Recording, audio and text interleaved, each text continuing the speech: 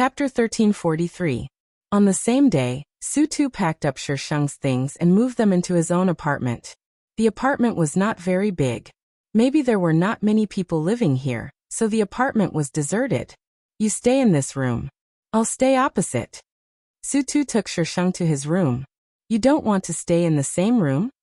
Sheng was disappointed. Su Tu rubbed his head and laughed. I don't want to suffer like last night every day. If this happened a few more times, he wouldn't be able to live anymore. Su Tu moved her things into the apartment and put them one by one. See if there's anything missing. I'll ask someone to buy it. Sheng leaned against the door. There's someone missing. Su Tu was speechless. Ding dong. Open the door. Su Tu asked Sheng to open the door. He thought it was a delivery. However, Sheng didn't come back for a long time. He frowned and quickly went out of the room. Sheng and a beautiful woman were standing at the entrance. The atmosphere was a bit strange. Mom, why are you here? Su Tu quickly went forward and pulled Sheng behind him. The beautiful woman raised her eyebrows and snorted. If I don't come, are you going to give me a grandson? Su Tu looked cold. Mom, I told you not to intervene in this matter. Why? Can't I see it? The beautiful woman raised her voice. She pushed Su Tu away and went straight into the house. Su Tu, I'm telling you. I'm your mother. Don't think that you can do whatever you want now. Su Tu pinched Sheng's hand. Go into the house.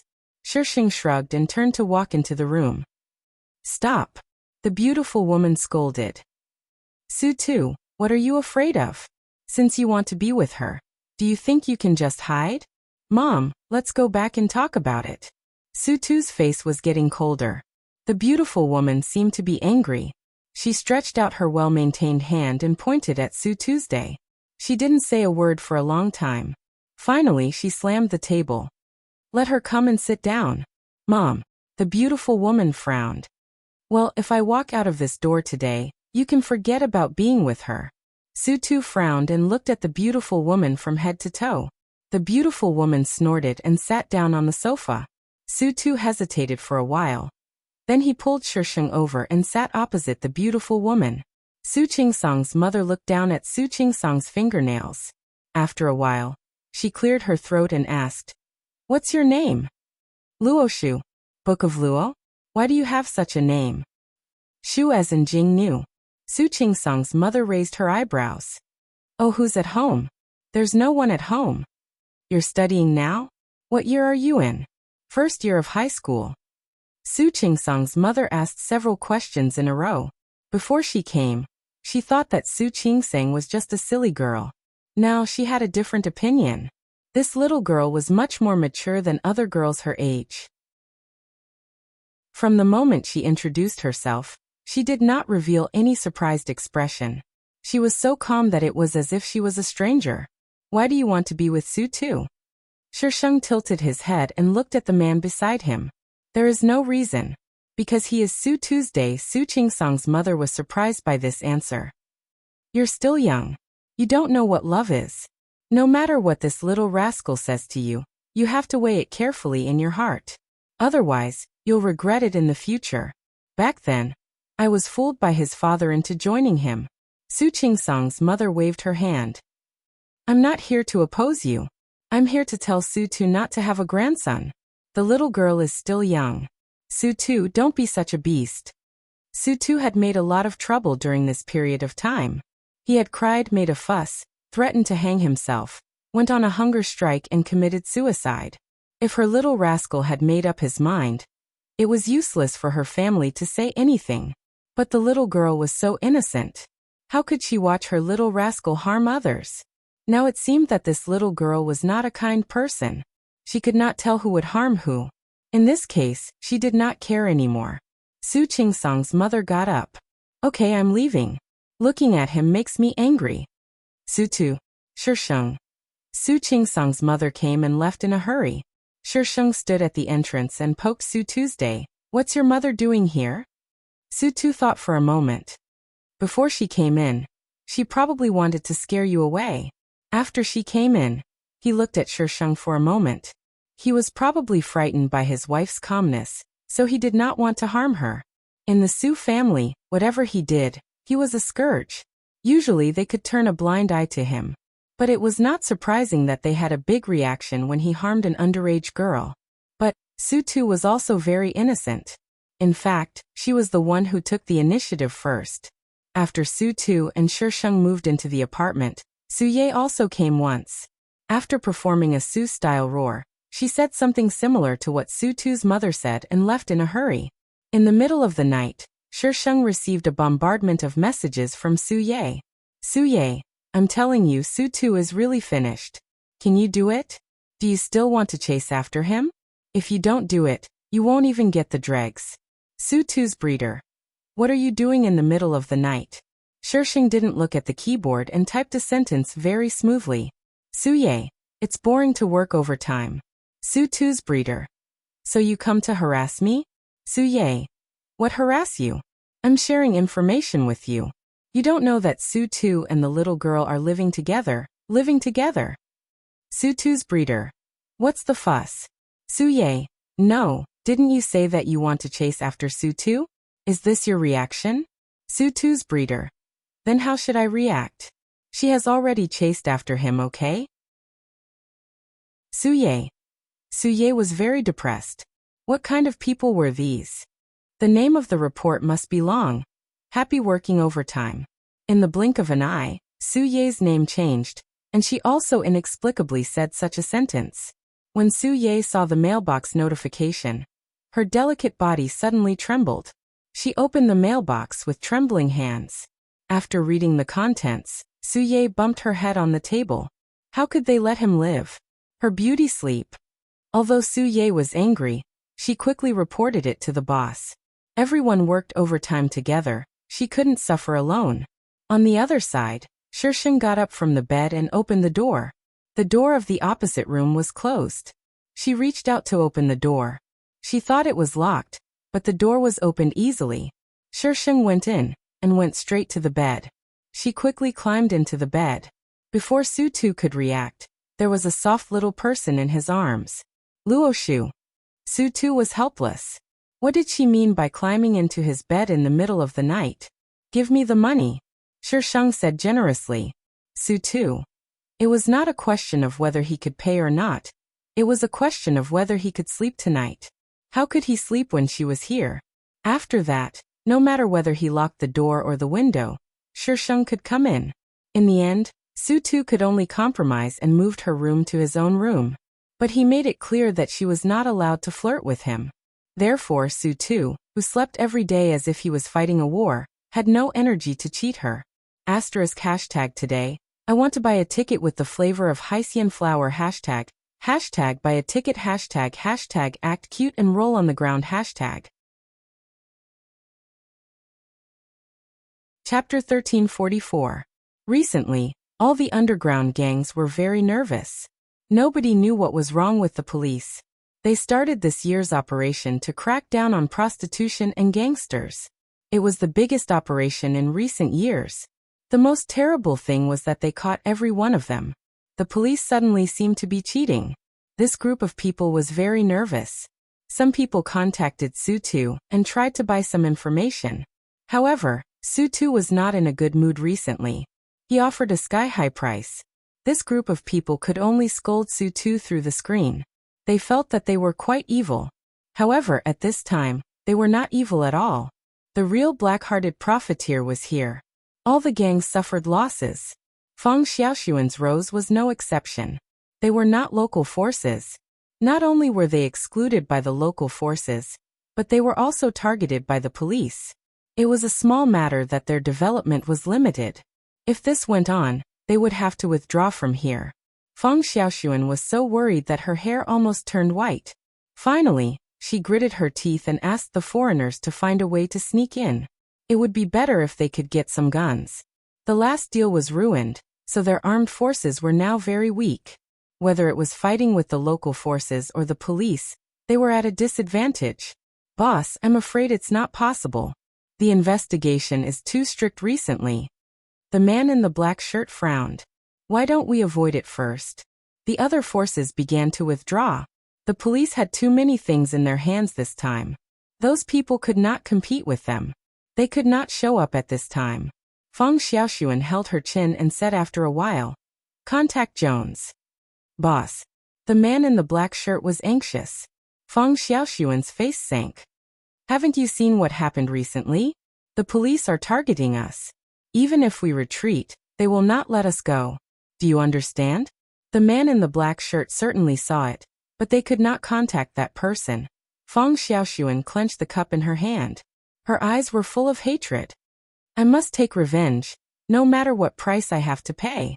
Nightfall Club. This was the largest entertainment club in the city. It was very lively at night. However, it seemed a bit strange today. There were many bodyguards standing at the door. Every guest who went in was not dressed like they were here to have fun, but more like they were here to attend a banquet. And they were indeed here to attend the banquet. Su Tu came in with Shisheng. "This person from the Su family is here. He actually brought that little loli with him. How bold of him." Everyone in the circle now knew that Su Tu was with a little girl. They didn't think it was strange. There were many unique tastes in this circle. Su Tu's behavior was nothing. The first reason why Su Tu could attract so much attention was that he was good-looking. The second reason was that there had never been a female creature around him. "Young Master Su, long time no see. So this is your little girlfriend?" Young Master Su's taste is really unique. The man sized up Shisheng several times with a hint of sarcasm in his eyes. "Mr. Shen, remember to pay me the balance from last time." Su Tu let go of Shisheng's hand and hugged her waist instead. 30 million yuan. "Don't forget it." 3,000. President Shen gritted his teeth. "Su Tu, don't go too far." 40 million. "You." President Shen glared at him fiercely. "The money will be paid tomorrow. Su Tu, remember the rules. If you dare to spread it out, I won't let you go." "Isn't President Shen very familiar with my reputation?" "You win. Don't fall into my trap." President Shen was so angry that smoke came out of his head. In fact, he regretted in his heart. He knew that Su Tu was a shameless person, but he still went up to him just now. It was all because he was angered by Su Tu before. His IQ was gone. President Shen found a reason for himself in his heart. Only then did he feel better. Shisheng poked Su Tu's waist. "Your ability to raise the price is awesome." 30 million yuan became 40 million yuan. Looking at President Shen's expression, it was estimated that it was not 30 million yuan before. Su Tu got close to her ear. "You spend money to buy secrets. When it's time to raise the price, you have to raise the price." Shisheng didn't know how big the team behind Su Tu was. Although he never brought people with him, he would answer the phone and arrange people to deal with things. It proved that there were people behind him. These people were so afraid of Su Tuesday. It was estimated that they were not only afraid of the things in his hands. Shisheng suddenly pushed Su Tu a few steps to the side. A person behind her fell. The red wine in his hand was poured on the person beside Shisheng. If it weren't for Shisheng pushing Su Tu, the red wine would have been poured on her. I'm sorry. I'm sorry." The woman who poured the red wine quickly apologized. "Someone pushed me just now." The woman's expression was full of apology. She said that someone pushed her, but there was no one behind her. Instead, Feng Xiaoxuan was standing beside her. Feng Xiaoxuan looked through the crowd and met Shisheng's eyes.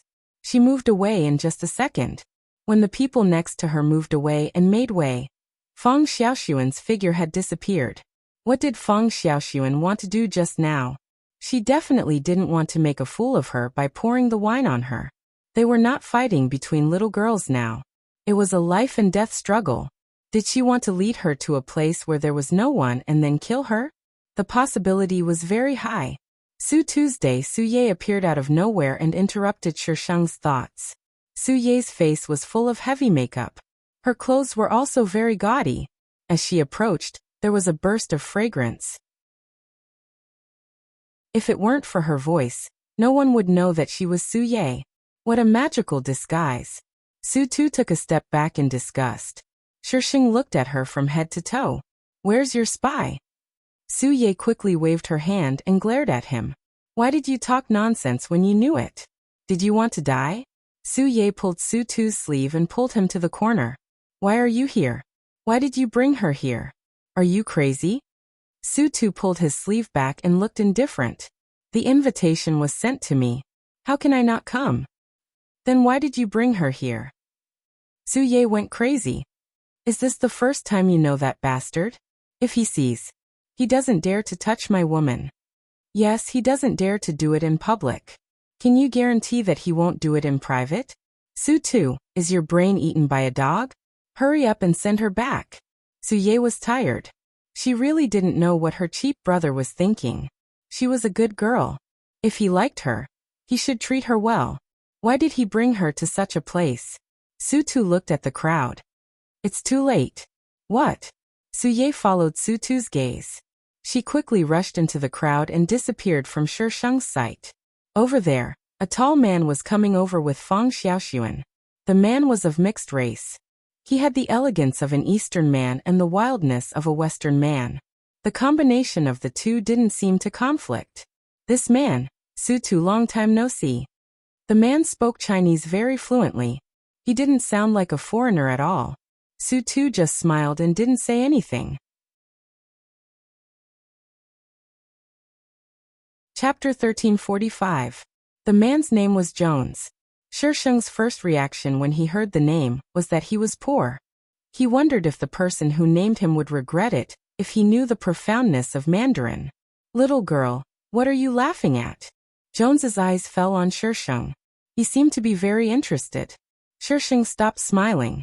Due to her height, she could only look up at Jones. Her tone was as arrogant as ever. I'm laughing at myself.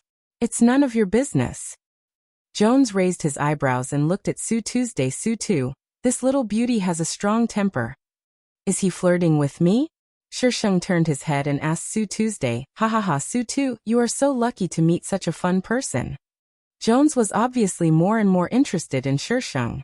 Fang Xiaoxuan seemed to have noticed it, but she just looked at them without saying anything. When Jones introduced her, she nodded politely to Su and Sheng as if it was the first time she met them. Su, why don't you exchange your little cutie with my little cutie? Jones suddenly said. This time, Fang Xiaoxuan couldn't maintain the expression on her face. Jones raised his index finger at Fang Xiaoxuan. Fang Xiaoxuan's eyes were full of disbelief. Although she knew that Jones was not a good person, she didn't expect that he would make such a request. Was it true that one wrong step led to all the wrong steps? Su looked indifferent. The air around seemed to be condensed into ice. Ha ha ha, don't be nervous. It's just a joke. Jones suddenly laughed. It seems that you care about this little cutie very much. It's really rare. I thought you don't like women. Sheng kicked the rest of his words back into his throat. Jones covered his abdomen and was forced to step back. The crowd around him dispersed, and the middle was immediately empty. Sheng smiled. Don't be nervous. My foot slipped. How dare you flirt with I? You are courting death. Jones's facial expression changed very quickly, from anger to surprise, and finally to dangerous interest. Su pulled Sheng from behind. Sheng looked domineering. Stand away. Don't get splashed by the blood. Su was speechless. You have personality. I like it. Jones stood up straight and clapped his hands pretentiously. Sheng smiled sinisterly. I hope you'll like it later. Little beauty, you're really. Jones's voice trailed off as Sheng rushed over. The little girl looked small, but her explosive power and moves could not be underestimated. Jones believed that his hand and foot skills were good, but when facing this little girl he did not know how to deal with her. The fight between the two of them was very exciting. The people around them were also stunned. This little girl could actually take so many moves from Jones and not be at a disadvantage. Wait a minute. The situation didn't seem right. Jones looked at the gun pressed against his forehead and the corner of his mouth twitched. Little girl, this is a little boring. Who would take out a gun in the middle of a fight? Chaotic footsteps sounded from behind them. A group of bodyguards in black quickly surrounded them and pointed their guns at the Sheng. Those who were able to attend this banquet had seen the world. Only some of the female companions screamed in fright and ran out of the club. The others retreated to a safer place and whispered to each other. The interesting part is yet to come. Shisheng smiled with curved eyebrows. Do you think you can leave safely in the middle of so many people? Jones was not nervous at all. He was very confident. Shisheng tilted his head and looked at Su Tuesday. Su Tu signaled that he was fine, and that he could kill him if he wanted. This person was not a good person internationally. There were a lot of wanted orders. If Shisheng killed him, he might even receive a lot of silk banners. Come here. Shisheng had to say. She was not asking if he was fine at all. Su Tu was speechless. Su Tu calmly walked to Shisheng. Shisheng took out a watch from his pocket and gave it to him. Put it on. Jones had been watching Shisheng's behavior as if he was watching a show. However, his expression froze at that moment. Shisheng put away his gun and looked at Jones's incredulous eyes with a faint smile. You can't see whether I can leave or not, but you certainly can't. She should shoot when she should. What nonsense was she talking about? Jones's body fell backward. The world was spinning in front of him. He was going to die like this. She actually dared to shoot? There seemed to be screams and the sound of bullets in his ears. But he could not see anything. Su Ye felt that she had participated in a fake undercover mission. The undercover target was killed inexplicably. The person who was killed was her brother's girlfriend? WTF. Jones was someone that even the Interpol could not do anything to. He was still a high school student. His shooting posture was even more accurate than hers. His momentum was even more domineering. This was all fake. It was fake. Su Ye, the director is calling you. Su Ye put on a towel that she got from somewhere and walked to the director's car with a hopeless look. The director motioned for her to get in. Su Ye, what happened inside? The surveillance cameras of the entire venue were deleted, and there was no way to recover them. Now, except for Su Ye, no one knew what happened inside. Su Ye held the towel tightly. She was in a dilemma. Should she betray Su Tu now? Or should she betray Su Tu? Thinking of the consequences of betraying Su Tu, Su Ye quickly suppressed this idea. Before being loyal to the people and the party, she had to be alive first. And in this matter, they did not kill innocent people indiscriminately. She would be loyal to Su Tuesday. Everyone was selfish, and Su Ye was no exception. Su Tu was her brother after all. She could not be so selfless to betray Su Tuesday. Although this matter had nothing to do with Su Tu, the underage girl was the one who shot. Not to mention she was quite handsome. Bah. I don't know. Jones was suddenly shot, and then the venue was in chaos. Su Ye used all her acting skills. Of course it was too chaotic. The light was dim. I couldn't see anything clearly. Su Ye did not know anything. The director looked at her. Although he was a little skeptical, he still reluctantly believed her. Call Su Tu over, and let him try to recover the surveillance. The Bureau will pay for it. Su Ye was speechless. He might be the one who deleted the surveillance cameras. He would not do it no matter how much money you paid. The point was, Director, I remember that our funds have not been approved yet, right? The director glared at Su Ye. You know so much. If you can't find Su Tu, I will deduct your salary. Director, be reasonable. Can I find Su Tu casually? I remember that Su Tu also attended the banquet today. He and Jones. Director, it's easy. I will help you contact him. Su Ye immediately interrupted the director. But I really can't decide whether he will help or not. Don't deduct my salary. Don't think that I am afraid of you, because you have a backer.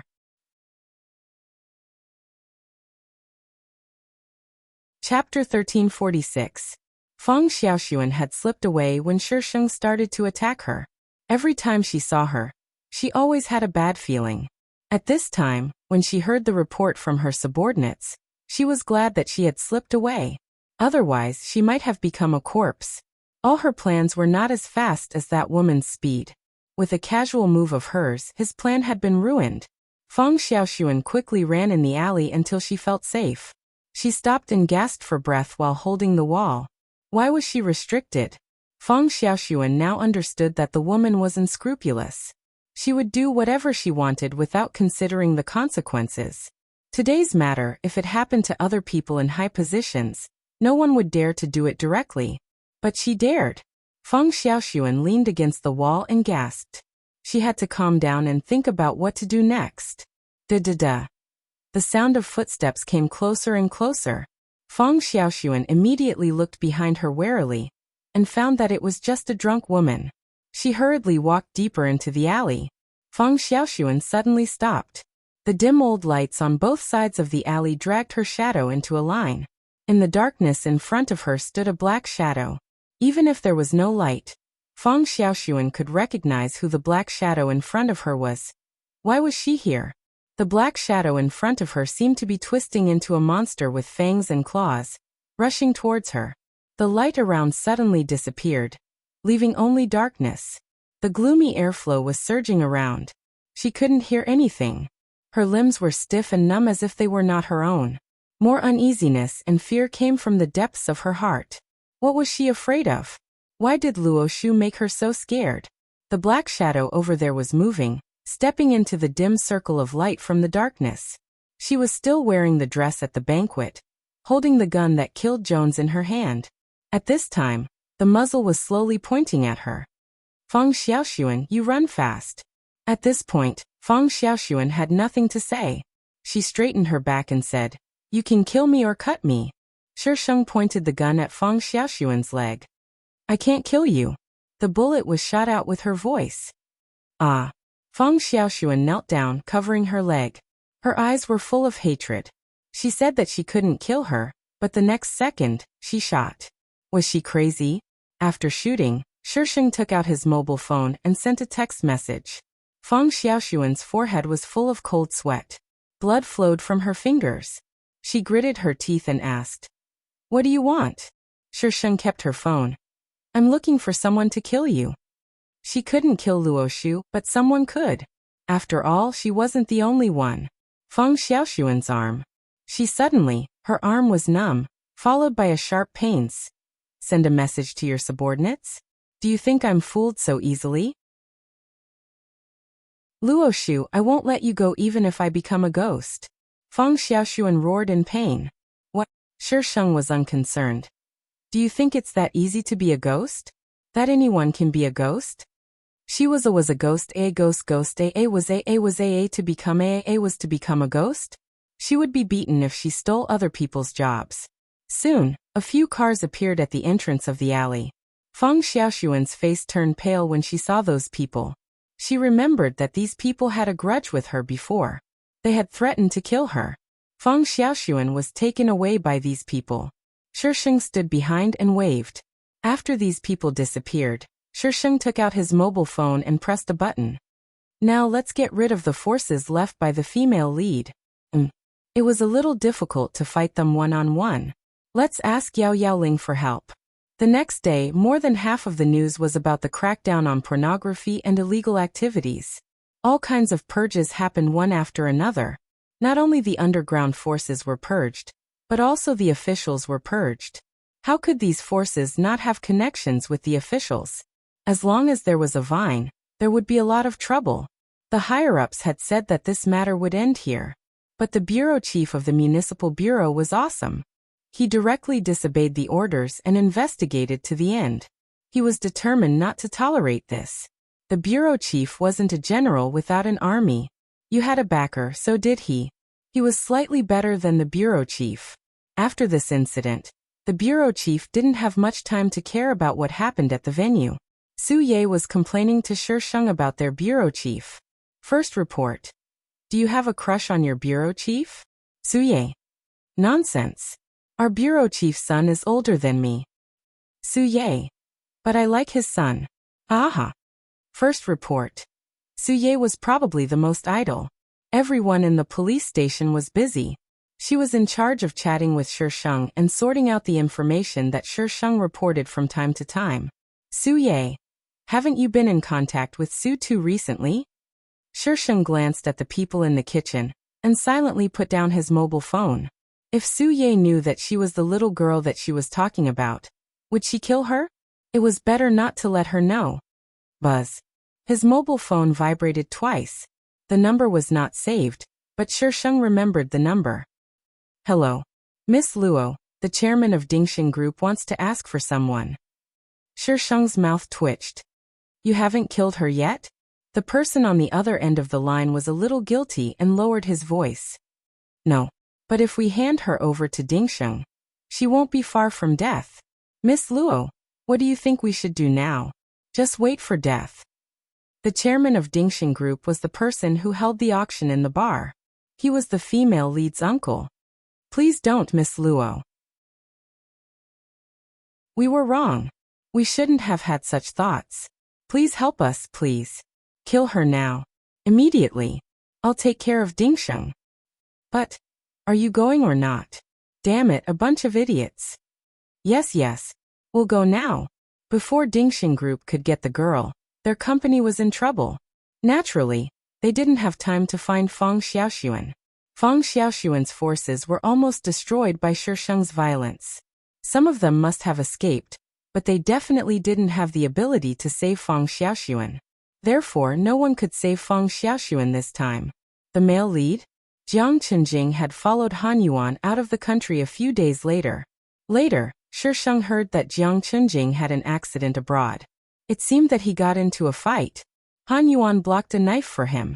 Although his life wasn't in danger, his body became very weak and he lost the ability to do that.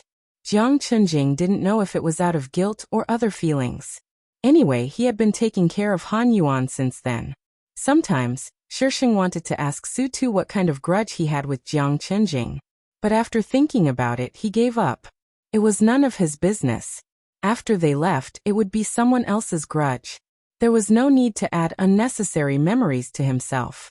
Su Tu didn't do anything to Jiang Chenjing after that. He was determined to make her fat all day long. Making money had become an amateur activity. According to the transaction amount he said was tens of millions, Shisheng estimated that he had a considerable amount of savings. It was enough for him to spend money. However, why did he have to spend her money every time? She paid for everything. She had to pay for a kiss. She had to pay for holding hands. Not to mention sleeping with him every day. That was a sky-high price. She felt that she could go bankrupt at any time.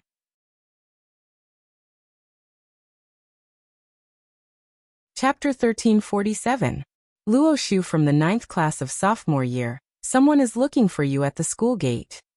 Shisheng was still on the radio every day. Her credits were probably in the negative, but Su Tu found someone to help her, so she could still stay in the school. Shisheng told him several times that he didn't want to stay in the school, but Su Tu inherited the good traditional virtue of, I don't want to listen to you. Shisheng held a popsicle in his mouth and walked slowly to the school gate. The scorching sun baked the earth, and a layer of heat waves seemed to be in the air. Suye, are you crazy? Shisheng leaned on the wooden railing of the school gate and looked at the woman in the police uniform outside. Suye was also very angry. Do you think I want to come here? The police station is very busy, okay? Su Tu asked me to bring it to you, or he won't work. If he doesn't work, the director will skin me alive. What can I do? Suye turned around and went to the police car. She took out a box from inside and stuffed it directly into Shisheng's hand. Then she took the popsicle from his mouth and threw it into the trash can next to him. If Su Tu sees you eating this, you will be in trouble. Her brother had never taken care of people like this before. Since he was with this little girl, he almost became a house husband. Shisheng held the box. The box was cool and comfortable in the hot weather. He opened the box. There was ice cream inside. Su Tu would send it every day. He went to the police station these days, so he asked Suye to do it. Shisheng shared half of the ice cream with Suye. Are you still investigating the transnational smuggling case recently? Suye shared half of the ice cream and felt better. She sat in the shade and ate with Shisheng across the railing. Yes, this case involves too many forces. It's very complicated. That's why the director asked Su Tu to do it. The police station has to suffer for a while. Can't we just get rid of them all at once? What's so complicated about that? Suye curled her lips. Do you think our police station is the same as the mysterious person before? We can't do it just like that. Even if they wanted to do it, they didn't have the ability. Speaking of this, Suye was still depressed. The informant suddenly blacklisted her. She was so angry. Suye grumbled for a long time, and only stopped when she finished her ice cream. All right, mission accomplished. I'm leaving. Shisheng waved at her. After school in the afternoon, Shisheng went directly to the police station. This group of people all knew that this was the wife of the cheating king. Even if they knew that she was underage, no one dared to say anything. They were both willing parties, and it was not illegal. That's all for today. Dismissed? Sigh, it's finally over. Let's go and eat. I'm starving. Let's get back to work after we're full. A group of people rushed out of the conference room. When they saw her standing at the door of the conference room, they winked and walked past her. Sue too was at the end of the line. Seeing her standing at the door, she took a few steps forward and asked, "How long have you been waiting?" "Look at the time after school." Shisheng showed him his phone. She finished school at 5, and it was almost 7 now. "I'm sorry, it'll be a little long today." Sue too patted her head. "Did Su Ye send it over to you?" It tastes a little strange." "Really?" Sue too frowned. "I'll make you something else tomorrow. What do you want to eat tonight?" "Hey, you two, can you not show off your affection in front of a group of single people?" Su Ye passed by with a pile of documents in her arms. She gritted her teeth and said, "Let's go home for dinner today." Su Ye quickly added, "It's my birthday today." After Su Ye left in a hurry, Shisheng asked Su tu in confusion, "It's her birthday?" Su tu shook his head. "I don't know." Shisheng was speechless. Was she his biological daughter? Well, she was not his biological daughter. Since Su Ye said it in a hurry, Shisheng had to buy a gift at the last minute. When the Su family found that they were full of people, Su Ye invited a lot of people, all of whom were her classmates and friends in her life. She did not invite anyone from the police station. It seemed that she had already invited them. Life and work should not be mixed up. Moreover, the colleagues at work were not from the same world as them. They were afraid that they would feel uncomfortable and awkward if they invited them. They would not have a good time. Su Ye was sometimes simple-minded, but sometimes she was very attentive. "Yay, why haven't you found a boyfriend yet? Look at our sister Lu, she's married so well."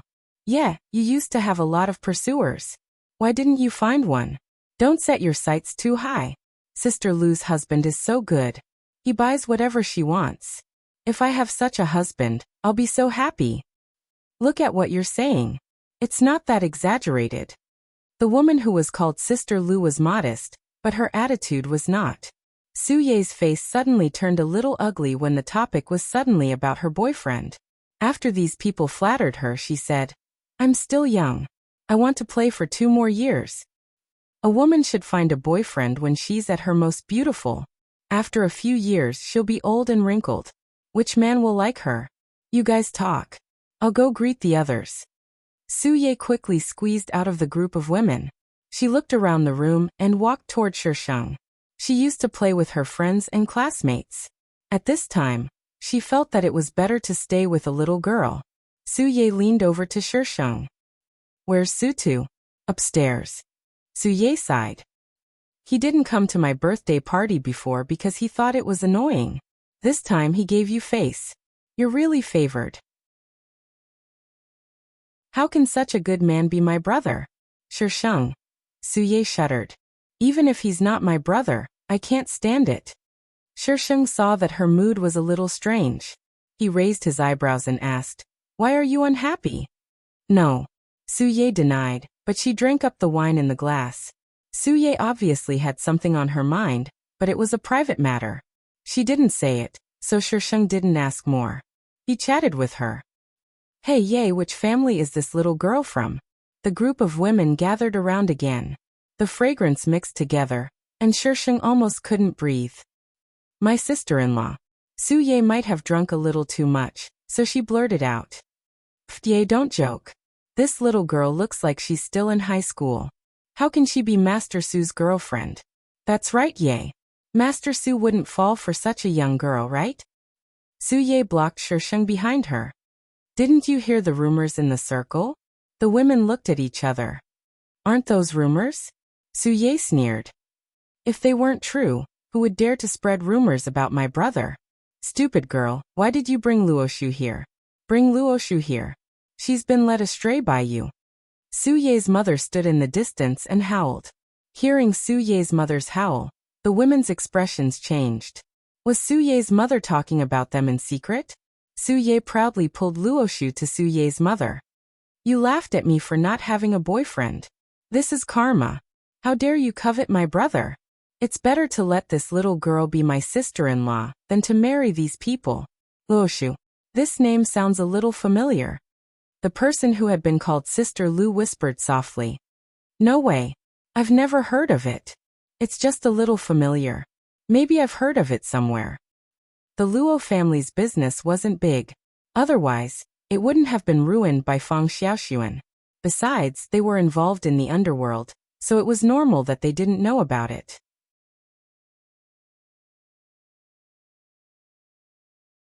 Chapter 1348.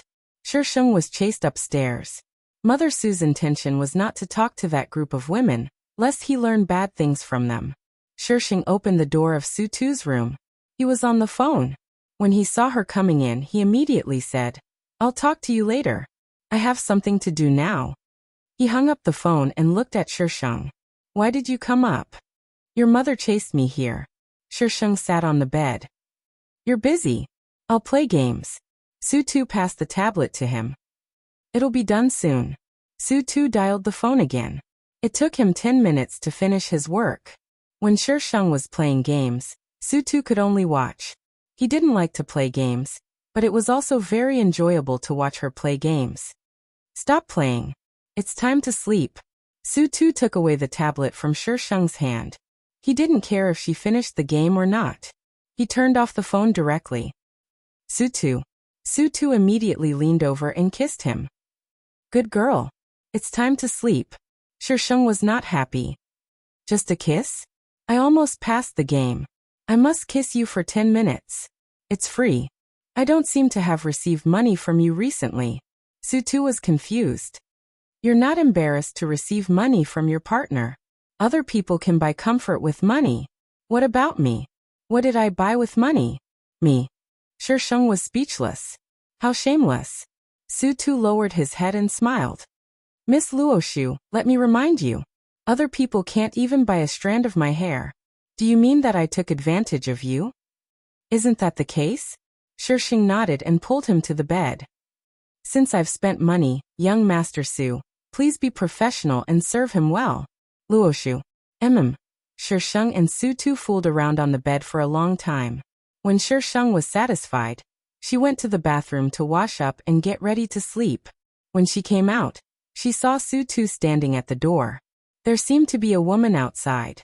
Before Shisheng went over, Su Tu slammed the door with a bang. Shisheng was speechless. Wait. Why don't you let me go over there and act tough? Su Tu and Shisheng both fell asleep. Su Ye suddenly knocked on the door and insisted that they go down. The people downstairs had all left. The villa quieted down, leaving only a mess. Su Ye persuaded Shisheng first, so Su Tu could only stand up with his wife. Son, don't be a beast, Mother Su said faintly when the two of them came down. Mom, I will do what I said. Since he said that he would wait for her to become an adult, he would definitely wait for her to become an adult. I'm just afraid that you won't be able to control yourself. Stop. Auntie, don't quarrel today. Su Ye's face was flushed red, and she couldn't even speak clearly. Today is my birthday. Listen to me. All right, I'll listen to you. Su Qingsong's mother put the cake on the coffee table and brushed the things on the coffee table to the ground very rudely. Your uncle is getting off the plane. He'll be here soon. Wait for a while. Su Ye's parents were no longer around. She had been with Su Ye's parents since she was young. She was almost like their biological daughter. Every year, Su Ye's parents would come back to celebrate her birthday. Su Ye held a bottle of wine and shook her head. Hey, Uncle must have lied to you. He said he'll be here soon, at least in an hour. Hey, you wicked girl. How dare you talk about your elders? Are you drunk? Su Ye's mother slapped her on the head. I'm happy. Drink. Su Ye raised the bottle in her hand. What are you drinking? Don't drink. Give me the bottle. No. Come on, drink. Luoshu, drink with me. Let's get drunk. The voices of Su Ye's mother and Su Ye made the big villa lively. Su Tu sat on the sofa with Shisheng in his arms and watched them play. There was a faint smile on his lips. As Su Ye said, Su Tu's father would arrive more than an hour later. Su Tu's father was very easygoing, but when he got angry, he could compete with Su Ye's mother. Su Tu's mother ordered Su Tu, turn off the light. Su Tu let go of Shisheng and got up to turn off the light. When he came back, Shisheng's mother was on one side, and Su Ye was on the other side. Su Tu could only sit on the other side with Su Tu's father. The birthday cake was lit up and the candlelight dispelled the darkness. Su Tu's mother took the lead to sing the birthday song for Su Ye. Well, make a wish. Su Ye slid down from the sofa to the ground. She put her palms together and murmured something. After a while, she opened her eyes and stared at the candlelight without blowing it. Su Tu's mother wanted to call her. Shisheng pulled Su Tu's mother and shook his head slightly. Su Ye stared at the candlelight. Suddenly, tears fell down. Then, like a flood breaking through a dam, she couldn't stop crying and burst into tears. The two men opposite her were confused. Why did she cry on her birthday? Su Tu's mother seemed to understand something and signaled them to stop talking. Su Ye cried for a few minutes. Then, she blew out the candlelight and wiped her tears. Let's eat the cake to celebrate my 24th birthday. After eating the cake, Su Ye had already fallen asleep on the sofa. Su Tu's father and mother worked together to bring Su Ye back to her room. What's wrong with Su Ye? Su Tu asked Shisheng while lying on the bed. She must have fallen out of love. Previously, Su Ye had told her that she had taken a liking to the chief's son. Looking at the situation today, either his confession had been rejected, or the man had been caught cheating on her. The reason why a woman cried was most likely because of a man. Su Tu hugged Shisheng tightly. Will you leave me? No. I won't either. I'll use my eternal time to accompany you. The system was not very sure how Shisheng returned to the system space. The last time she was with Feng Ci, there was no record of it in its database. After Shisheng came back, she had been fiddling with the watch. She dismantled the watch into parts. When she was done, the system heard the crisp sound from the tablet in her hand. Lock on successfully. Identity scanning started. Scan failed. Scan again. Scan failed. Scan again. Sorry, master, the target can't be locked. It may not be in the galaxy we are in. Shisheng looked at the parts on the ground silently. What about the other galaxies? Sorry, master, the other galaxies can't be scanned here. It is recommended that master leave. Shisheng did not answer. He reassembled the parts silently. She looked at the system screen. Next plane. My information hasn't been refreshed yet. Name, Shisheng moral points. 399000 health points. 75 points. 98200 mission grade. A mission score. 92 hidden mission. Completed hidden mission reward. 2000 points side mission. Failed side mission reward. None item column. Queen's crown. Ghost King's heart. Dark Knight. Kirin blood. Phoenix tail feather. Transmission begins. After the person was sent away, the system reacted. Why did it listen to her? She didn't put it in her eyes. Bah, system, she didn't put the system in her eyes. Asterisk, the 39th plane was completed. Su Ye was a name. The title was not tidy. She didn't write her extra words. Haha. Hashtag begging for Song Hongmei's votes today. Hashtag vote little cuties. I'll rely on you to get on the list. Hashtag.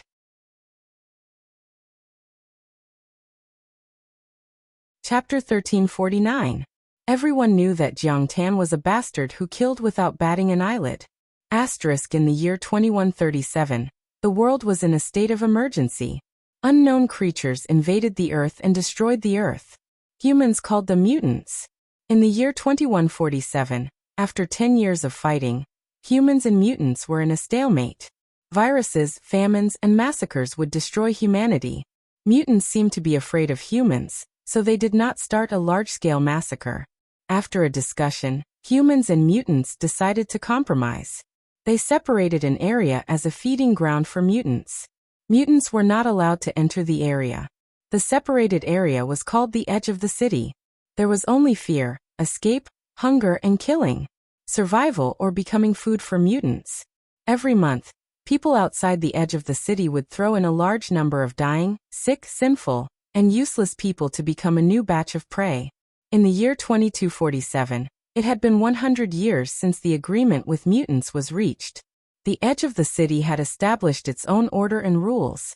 The edge of the city was no longer a home ground for mutants. Humans had formed a team to fight against mutants. Shisheng received the above information as soon as she arrived. She did not suffer any strange attacks this time, but she was still going to die. F***ck. This was a text that was set as a mutant. The female protagonist was called Yin Duo. She was born at the edge of the city. Her parents were researchers in a research team. After the order of the city was established, the researchers belonged to the middle and upper class. As long as they did not commit any serious crimes, their families would be well protected. Her body, Jiang Tan, was an orphan picked up by Yin Duo's parents.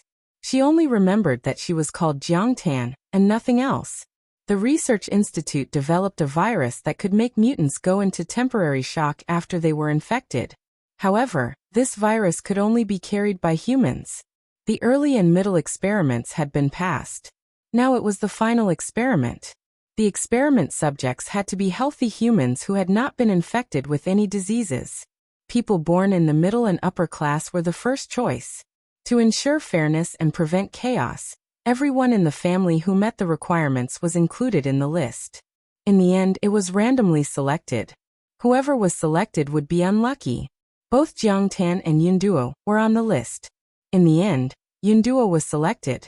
However, in order to protect her daughter, Jiang Tan was sent to the experiment table. Jiang Tan was not born in the upper middle class. She carried a hidden disease in her body. After the virus entered her body, it reacted with the disease and mutated, giving her the legendary superpower. Jiang Tan thought that this would save her life, so he told the researchers. The result was obvious. In order to study how the supernatural ability came about, the Research Institute locked Jiang Tan up and conducted various experiments on her every day. Jiang Tan was tortured in the lab, and one time, a xenogeniac attacked the lab. That gave Jiang Tan a chance to escape. But she realized that there were many espers in this world, and their powers were strong. They could easily kill ordinary xenogeniacs. Jiang Tan's heart was filled with hatred.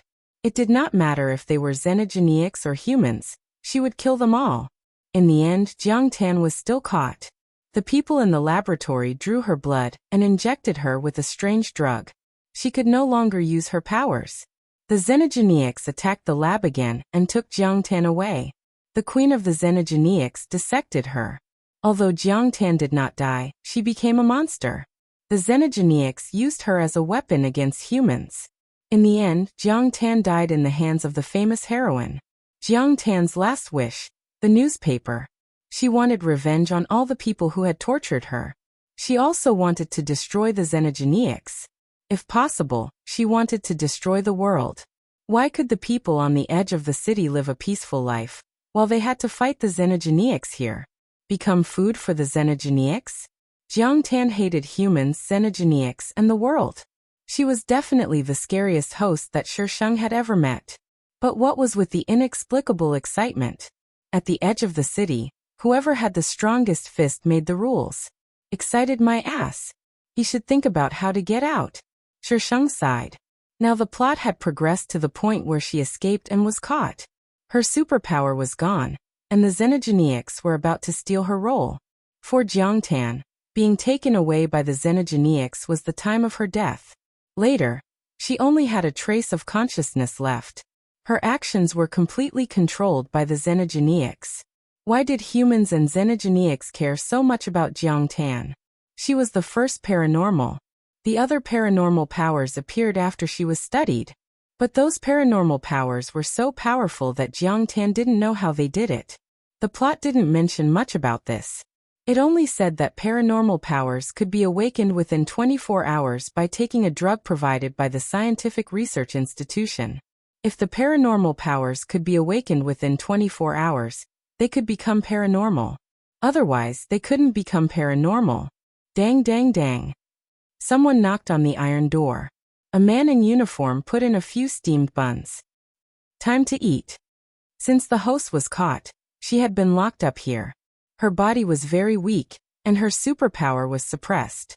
She only had one meal a day, and it was just steamed buns. Shisheng raised his head and looked at the man. His eyes were bloodshot. They were gloomy and terrifying. The man felt uncomfortable under Shisheng's gaze.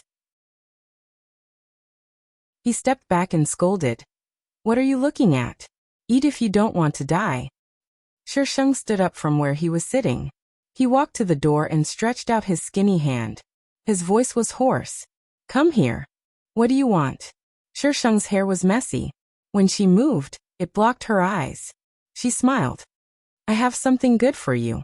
The man knocked on the door with a stick in his hand. "What good thing? What good thing can you have?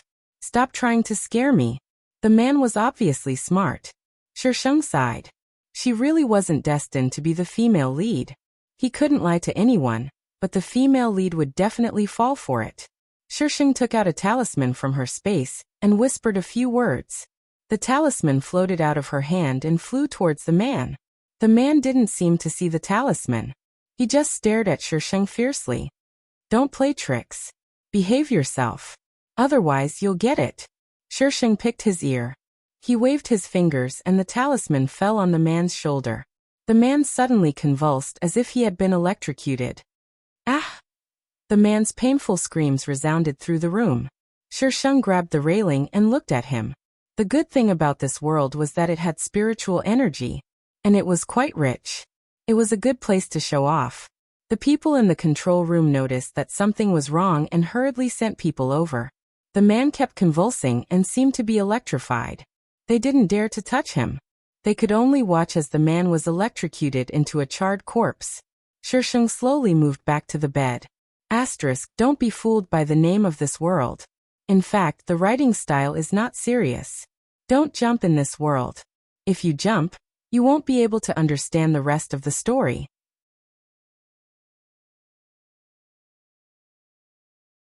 Chapter 1350. The man died and everyone looked at each other. After a while, someone tried to touch the man. After making sure there was no danger, they started to check what had happened to the man. However, there were only burn marks on the man. The man hadn't touched anything, so how could he have been hit by electricity? The only suspicious point was Shisheng, who had been talking to the man. Jiang Tian doesn't have any power and her power isn't like this. She can't cause such a wound, right? She was the only one present, so she's the most suspicious. While they were discussing, one of them walked to the iron gate and asked loudly, "Jiang Tian, what did you do?" Shisheng brushed the hair covering his eyes and asked back, "Did you see what I did in the surveillance?" It was because they didn't see anything in the surveillance that they found it strange. The man had been talking to her when he suddenly started convulsing. It was very strange. Jiang Tian doesn't seem right. The person who asked the question said to the person next to him, "Go inform Dr. Ritchie and take the body away." Ritchie was the person in charge of researching the host. Dr. Ritchie soon arrived. He was wearing a white coat with blood on it. He had probably rushed over from an experiment. Ritchie was a foreigner and didn't speak Chinese, so he asked the people outside. Chinese and English were the main languages on the edge of the city. It was almost a mother tongue.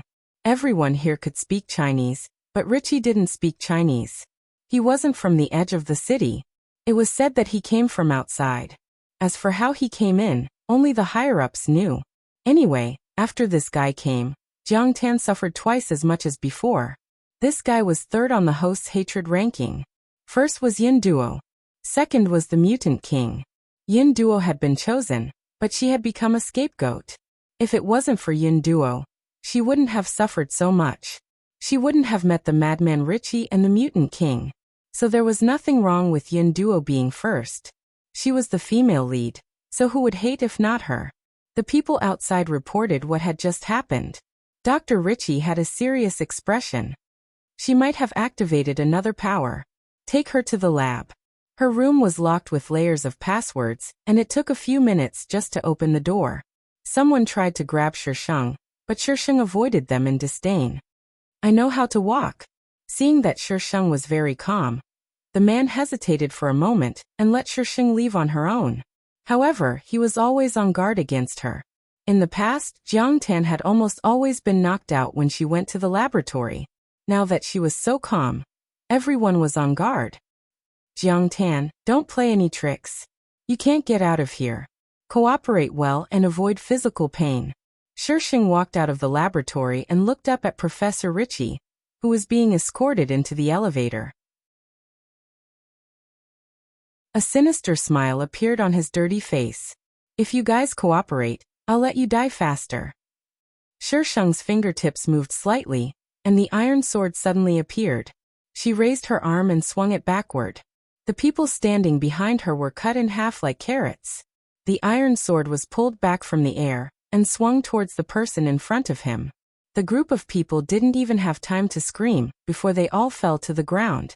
Shisheng held the iron sword and looked at it. The iron sword had obviously changed. Before it was sharp and cold, but now it was domineering and terrifying. Simple patterns appeared on the sword and wrapped around it like vines. A ray of red light ran through the middle of the sword. It was full of ancient charm. Shisheng swung the iron sword slightly. Red flowers bloomed where the tip of the sword touched. The tip of the iron sword drew a circle in the air, and a circle of flowers was formed. As the iron sword turned, the circle of flowers expanded instantly and flew in all directions. Wherever it passed, it was like a gust of wind. It was very destructive. The circle of flowers finally reached the wall. After a boom, the surrounding wall collapsed and light came in from the outside. The ceiling was falling down. The walls on this floor were all gone. Shisheng quickly jumped out from the back and stepped on the iron sword to fly into the air. A 5-story building was suddenly pulled down from the waist. The top 2 floors shook and finally fell down. Flowing light flower feather. Shisheng shook his head. It couldn't even form the prototype of the move. It was still far away. Buzz. The energy was too low. It could only recover to this extent. Host, you said it was still far away? Then what did you mean by not far away? Shisheng raised his chin slightly and said arrogantly. Do you know how destructive its unique move is? What? It can easily destroy a planet. Host, are you sure you're not bluffing? Shisheng snorted. The scene just now couldn't even be considered the prototype of the flowing light flower feather. I don't want to talk to the host. Goodbye. Smoke and dust rose from below. The screams of the crowd pierced through the smoke and dust and went straight to the sky. Shisheng looked up at the sky.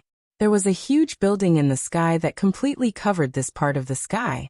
The mutants were living on this building. This base was built by spaceships. At first, it wasn't this big. Later, the mutants built on it. After 100 years, it covered the entire edge of the city. This base was as big as the edge of the city. Shisheng touched his chin and looked at the small reconnaissance aircraft floating around the base. This technology was still far away from her era. If her era was called the peak of the interstellar era, this was just the first step into the interstellar era. Shisheng looked down at the noisy crowd below. Dr. Ritchie must be buried inside. Let's blow it up first. Bang, bang, bang. The energy ball exploded and the entire building was blown up. With such a big commotion, the reconnaissance aircraft above had already arrived. Shisheng knew her condition. Her body had a problem. If she really provoked the hornet's nest, her body might not be able to handle it. Therefore, the most important thing now was not to poke the hornet's nest, but to deal with her body first. Shisheng found an alley with fewer people and landed. The reconnaissance aircraft flew over her head and raised the talisman on her body. Shisheng immediately reached out and pressed it down. After the reconnaissance aircraft passed by, Shisheng removed the talisman. She walked along the wall and arrived at the building where the explosion had occurred. At this time, only a big hole was left in the building. Not to mention the building, there wasn't even any trace of the building. It must be those bastards in the sky who did it. God damn them. What do they want? Do they want to start a war with us? What if they really shoot down the building? In this group of people's impression, only the mutants had the ability to blow up a building. Therefore, if Shisheng blew up the building, the humans would definitely blame the mutants. The mutants didn't want to take the blame.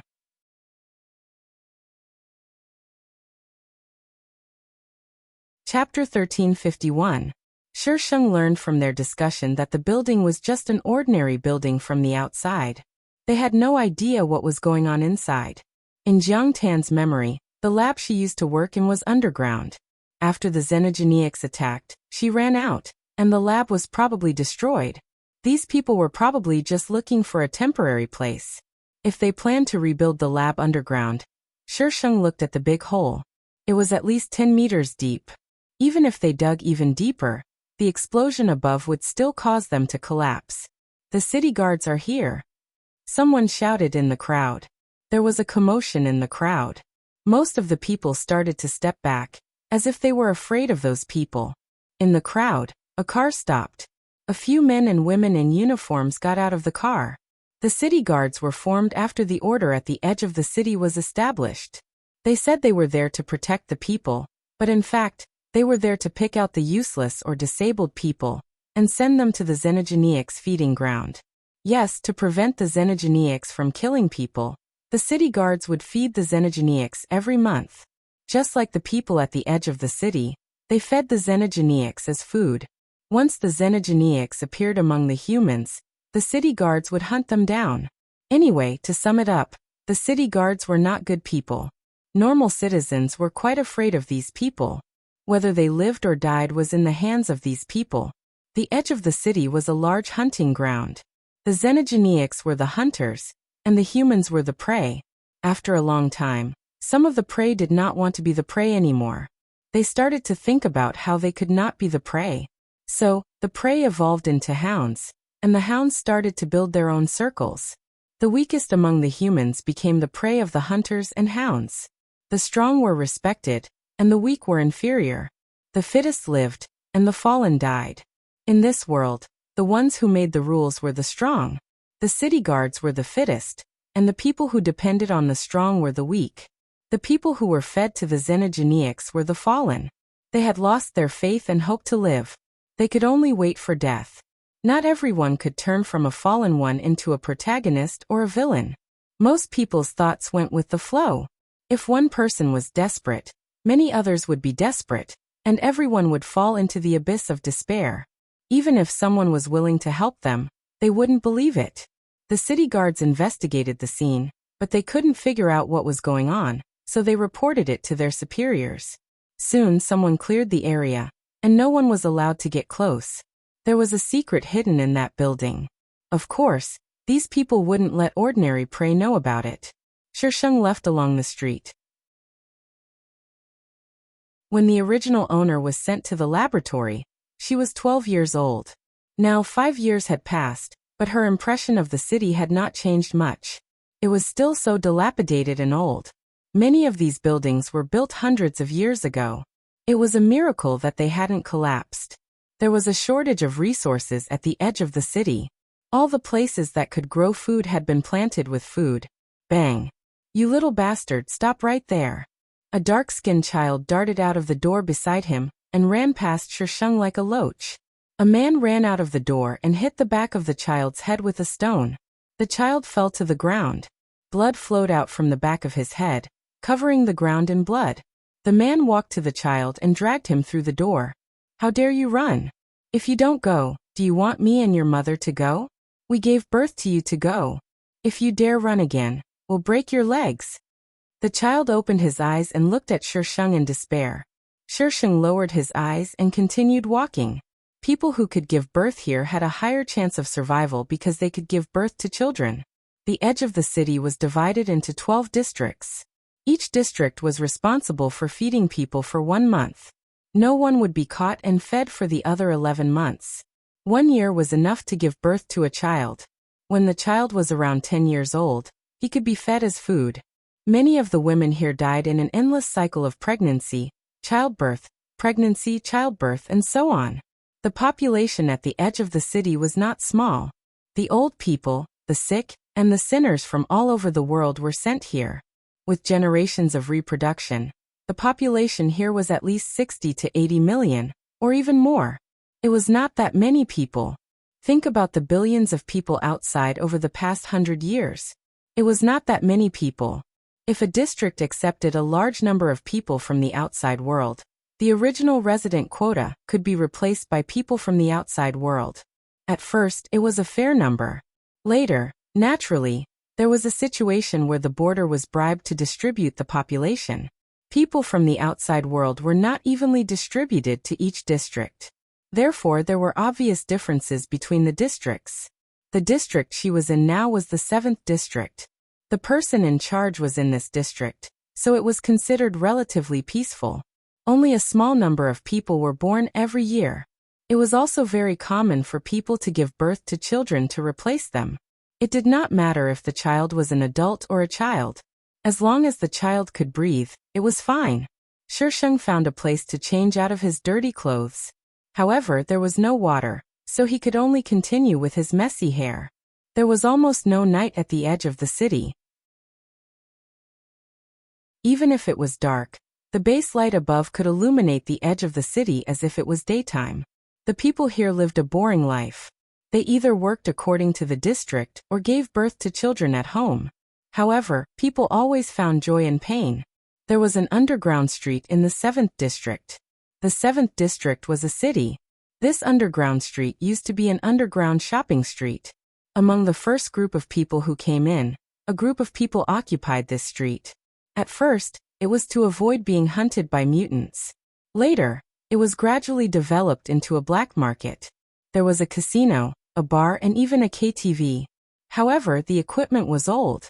When one shouted, the people next to them could hear it. There were also all kinds of strange buzzing sounds. At this time, in a dark room, a few men were kneeling or lying on the ground. In front of them sat a girl. The girl's face was slightly pale. Her hair was tied into a ponytail. She was wearing a simple casual outfit. She sat with her legs crossed like a loafer. This girl suddenly attacked them, but they could not do anything to her. "What do you want, my lady?" asked a bald man carefully. The girl shook her legs. "You don't mind if I stay here for a while, right?" The men were stunned. The bald man reacted the fastest. "You stay. You can stay as long as you want." They could not beat her. What could they do if they did not let her stay?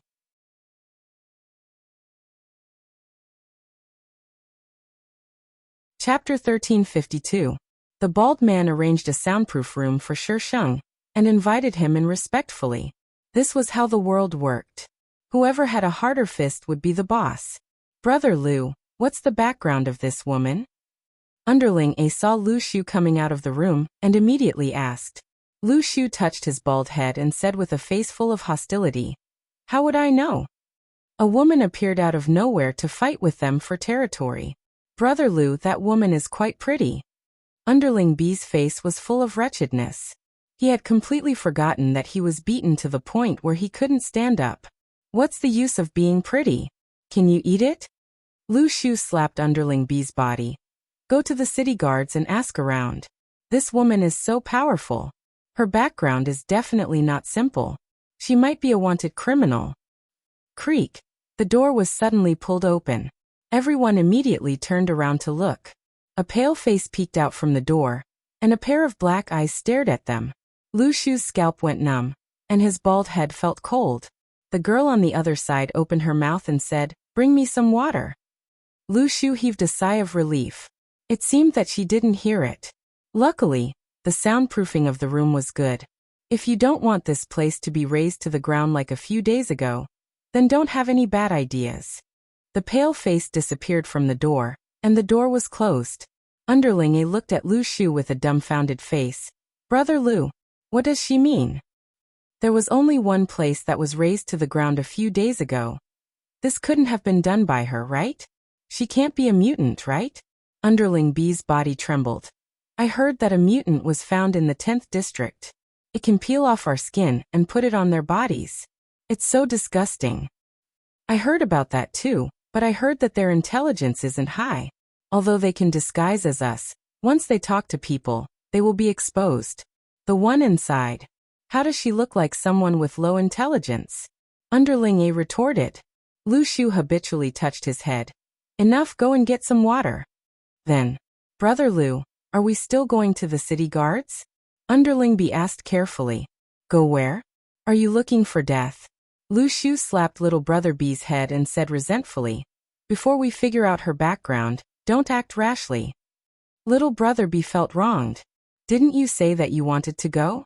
Why was it his fault again? Shisheng lived in this underground area. Every day, Lu Shu would find an excuse to look for him. He found that Shisheng was just living here and didn't do anything strange. Other than being violent when he came, he didn't show any signs of violence. Lu Shu was slightly relieved. Brother Lu, it's not good. The city guards said that they want to search our underground city. Underling A ran in from outside and shouted. Lu Shu was shocked. What happened? Why would he want to search the underground city for no reason? I don't know. Ever since that incident, District 7 has been under martial law. I heard that the city guards have been arresting people everywhere. The surface has already been searched, and now it's the underground. Underling A gestured behind Lu Shu. Could it be, they're here to look for her? Lu Shu rolled his eyes and ordered. Let them search the front first. Oh, okay. Underling A thought about it and said, Brother Lu, why don't we take this opportunity to hand her over to the city guards? Who cares about her background? Let the city guards have a headache. Why are you talking nonsense? Go. Was this woman so easy to deal with? If she was really the culprit behind the explosion of a building, they would be buried together with her before they could hand her over to the city guards. Underling A left in confusion. Lu Shu knocked on the door and entered. There was only one lamp in the room, and it was the kind that was especially dim. That girl was sitting under the lamp, playing with an iron sword. The ancient patterns on the iron sword and the strange red light made Lu Shu's heart beat faster. The iron sword seemed to be covered with a layer of pressure that made people not dare to look at it directly.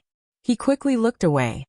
Miss Jiang, the city guards are coming to search. Do you want to avoid them? Shisheng slammed the iron sword on the table beside him and asked casually, Are you afraid of them? Lu Shu. Why would he be afraid of them? Aren't you a suspected fugitive, here? If the city guards saw you, you would be in trouble. Miss Jiang, a wise man knows better than to fight when the odds are against him. Why don't you avoid them first? Lu Shu tried to make his words sound better. Shisheng retorted seriously. I'm not a wise man. Lu Shu. Wasn't a wise man supposed to fight when the odds were against him? Lu Shu talked for a long time, but the girl had no intention of leaving. He gritted his teeth and left the room. It was daytime, and the underground city was not open for business yet. The entire corridor was deserted, and there were only city guards searching the rooms one by one. Lu Shu broke out in a cold sweat. It was over. Those people had photos in their hands. Although he did not see who was in the photos, he had a feeling that these people were looking for the girl in the room. If the city guards found out that he was harboring a fugitive, he would definitely be implicated. Lu Shu did not have any big ambitions. He just wanted to die of old age peacefully. The underground city that his father left him could also allow him to die of old age. However, with the sudden appearance of a fugitive, his wish of dying of old age would not come true. Hey, isn't this Brother Lu? The captain of the city guards waved at Lu Shu. Brother Lu, don't mind them. This is an order from the higher-ups. It's a routine search. Brother Lu took a deep breath and greeted them skillfully. Who are you looking for? Here, it's her. Have you seen her before? The captain passed the photo to Lu Shu. The girl in the photo was wearing pure white clothes. Her face was pale, and she looked no different from when he first met Shisheng. Lu Shu's back was full of cold snorts. His hand that was holding the photo trembled uncontrollably. Brother Lu, what's wrong? The captain waved his hand in front of Lu Shu and asked doubtfully, Have you seen her before? Lu Shu came back to his senses and quickly returned the photo. He wiped his sweaty hands on his pants. No, what did she do? The captain was familiar with Lu Shu. He knew that he was a coward who only wanted to die of old age. He instinctively felt that he would not harbor a fugitive, so he did not think much of it. I don't know. The higher-ups asked her to arrest him. You know that we arrest whoever the higher-ups ask us to. The captain waved his hand at the people behind him. It's the last few rooms. Everyone, Hurry up and search. Don't delay Brother Lu's business. There's no hurry. There's no business during the day. We haven't seen each other for a long time. Why don't I treat you to a drink? Lu Shu forced a smile. It's okay, Brother Lu. There are still a few places to search. We'll drink next time if we have the chance. The captain patted Lu Shu's shoulder. As he walked towards Shi Sheng's room, he said, The wine last time tasted good. It's a pity that there's too little. The captain's hand grabbed the door handle and turned it creak.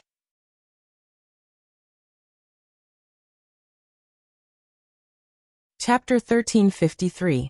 Lu Shu did not dare to continue watching. He turned his head to look at the group of men behind him and signaled them to run. Not only did the men not run, but they also walked towards Lu Shu and picked up weapons from the surroundings. Bang! A figure landed in front of Lu Shu. Lu Shu's eyes widened as he looked at the leader whose face was covered in blood. His eyes moved and he made a gurgling sound as he grabbed Lu Shu's trousers. Leader! The other members of the city guards heard the commotion and turned to see their leader lying beside Lu Shu's feet with blood all over his face. They were all furious. Brother Lu. The men ran towards Lu Shu. A stick flew towards him from the front. Lu Shu reached out and grabbed it. He quickly pulled his leg out and hit the nearest member of the city guards. A member of the city guards was dead, and he was even the leader. Lu Shu could not defend himself. He knew how ruthless the city guards were. If he did not retaliate, he would be the one to die. The city guards were specially trained. Lu Shu and his group only knew a little bit of martial arts. They could do whatever they wanted among ordinary people, but they would be in trouble if they met these people. Lu Shu was kicked to the ground. Lu Shu, what did our leader do to you? You actually killed him. I want to avenge him. Lu Shu looked at the metal stick that was coming towards him. It was over. He was going to die here today. Just as he was in despair, a red light flashed in his eyes. The person in front of him suddenly fell towards him as if all his strength had been sucked out. He was pressed down on his body. The surroundings suddenly became quiet. There were no sounds of fighting or talking. It was a silence that had never been there before. Tap, tap, tap. The footsteps stopped in front of him. Lu Shu turned his head with difficulty. Before he could see clearly, the body that was pressing on him was suddenly lifted and thrown to the side. Only then did Lu Shu start to pant. He looked up from the leg beside him. The young girl was calmly looking at him with a sword in her hand. Behind her, the members of the city guards were lying on the ground. Lu Shu's limbs went limp. Looking at the bodies beside him, he sat up in disgust. He habitually touched his bald head and smiled bitterly. Miss Jiang, you've caused me so much trouble. Killing a member of the first team of city guards was a big problem. Shi Sheng squatted down and looked at Lu Shu with a slight smile. Do you want to be at the mercy of others? Or do you want to be the one who makes the rules? Who wants to be slaughtered by others? Lu Shu sighed. But this society is already like this. We can only rot here for the rest of our lives. Answer my question. Lu Shu looked at Shi Sheng. The smile on Shi Sheng's face made Lu Shu a little scared. Her smile was so creepy. Of course, I'm the one who sets the rules. Who didn't have a dream? When he was young, he also wanted to be a hero and save the world from disaster. But later, reality told him that it was all just a daydream. Good luck. Lu Shu. Are you crazy? He thought she was going to say something. She was going to lead him to be the one to set the rules. Who would have thought that she would say something like that? It was completely different from what he had imagined. Flip the table. Shi Sheng stood up and stabbed his iron sword into the ground. Do you need me to teach you how to deal with these people without being discovered? After all, she was the one who killed them. It was only right for her to dispose of the bodies. Lu Shu immediately stood up from the ground. What is it? Let your men wear their clothes and go out. Let people see that the city guards have left the underground city. Then find a place where no one is around and take off their clothes. Leave without anyone noticing. The only places in District 7 that had surveillance cameras were the few main streets. The rest of the alleys were completely unmonitored. Coincidentally, there was no surveillance at the entrance of the underground city. As long as people outside saw that they had left safely, it would be fine. Lu Shu's mind turned. She knew that this method would work. But there was still a problem. Then the bodies. Shisheng looked at the bodies. This was indeed a little troublesome. After all, there was no night at the edge of the city. Most people had the same work and rest time, but there were a few people who did not. I'll take care of it. You guys do what you need to do. Lu Shu wanted to ask how to deal with the bodies, but when she saw Shisheng's expression, she shut her mouth and did not dare to ask. She called her men back and replaced them with the city guards. Shisheng waited for them to leave before putting the corpses into a spatial ring and throwing them away. The best place to throw the bodies was, of course, the feeding ground. The feeding ground was an empty space surrounded by a high wall. People could climb up to the wall. There was no one guarding the place. No one would come here for no reason. If they got eaten by the xenogeniacs, they deserved it. Shisheng climbed up the wall and was disgusted by the scene behind it. The feeding ground was at least the size of 2 football fields. It was densely packed with bodies. Some of them were already rotten, while others were still fresh. It was extremely bloody, and there was an indescribable stench in the air. On top of the bodies, there were dozens of strange-looking xenogeniacs feasting. Shisheng appeared on the high wall. The xenogeniacs that were close to him immediately looked over. Its head was round and seemed to be covered by a layer of mucus. There was no way to see its eyes, and it was hard to tell which was front and which was back. But the way it twisted and looked up proved that it was looking at him. The xenogeniac's mouth was on its chest. Its 2 forelimbs were like plucked feathers, and it was stuffing the bodies into its mouth. Dead food didn't taste as good as fresh food. The xenogeniac immediately threw the bodies away and ran toward Shisheng with a low growl. Its movement startled the other xenogeniacs that were feasting.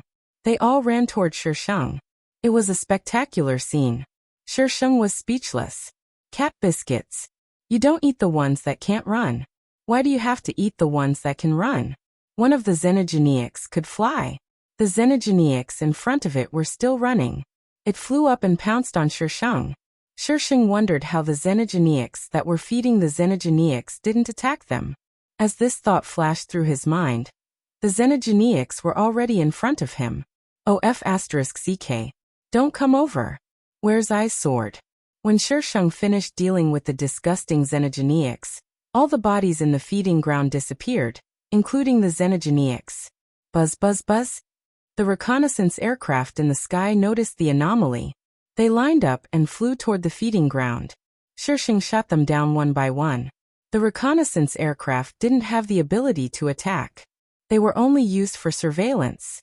It was too easy for Shisheng to shoot them down. The reconnaissance aircraft fell to the ground like dumplings, smashing parts all over the ground. If other people were here, they would be scared to death. Although the reconnaissance aircraft couldn't attack, they were fast. They couldn't take one down even if they tried their best. It was as easy as shooting a bird for her.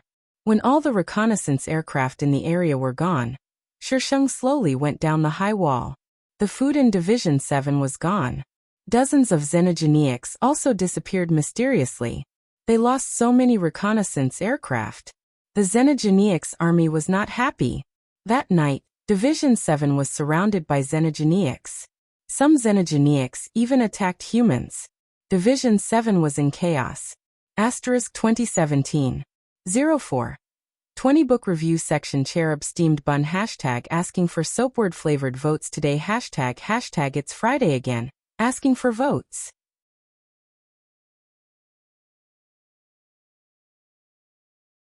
Chapter 1354. Lu Shu and Shisheng were on the same boat now, so it seemed like Shisheng was the boss. Of course, that was what Lu Shu thought. Shisheng had never admitted it. Now that Division 7 was in chaos, Lu Shu didn't dare to open up the dungeon. He gathered with his underlings to discuss. I think the mutants are behind this.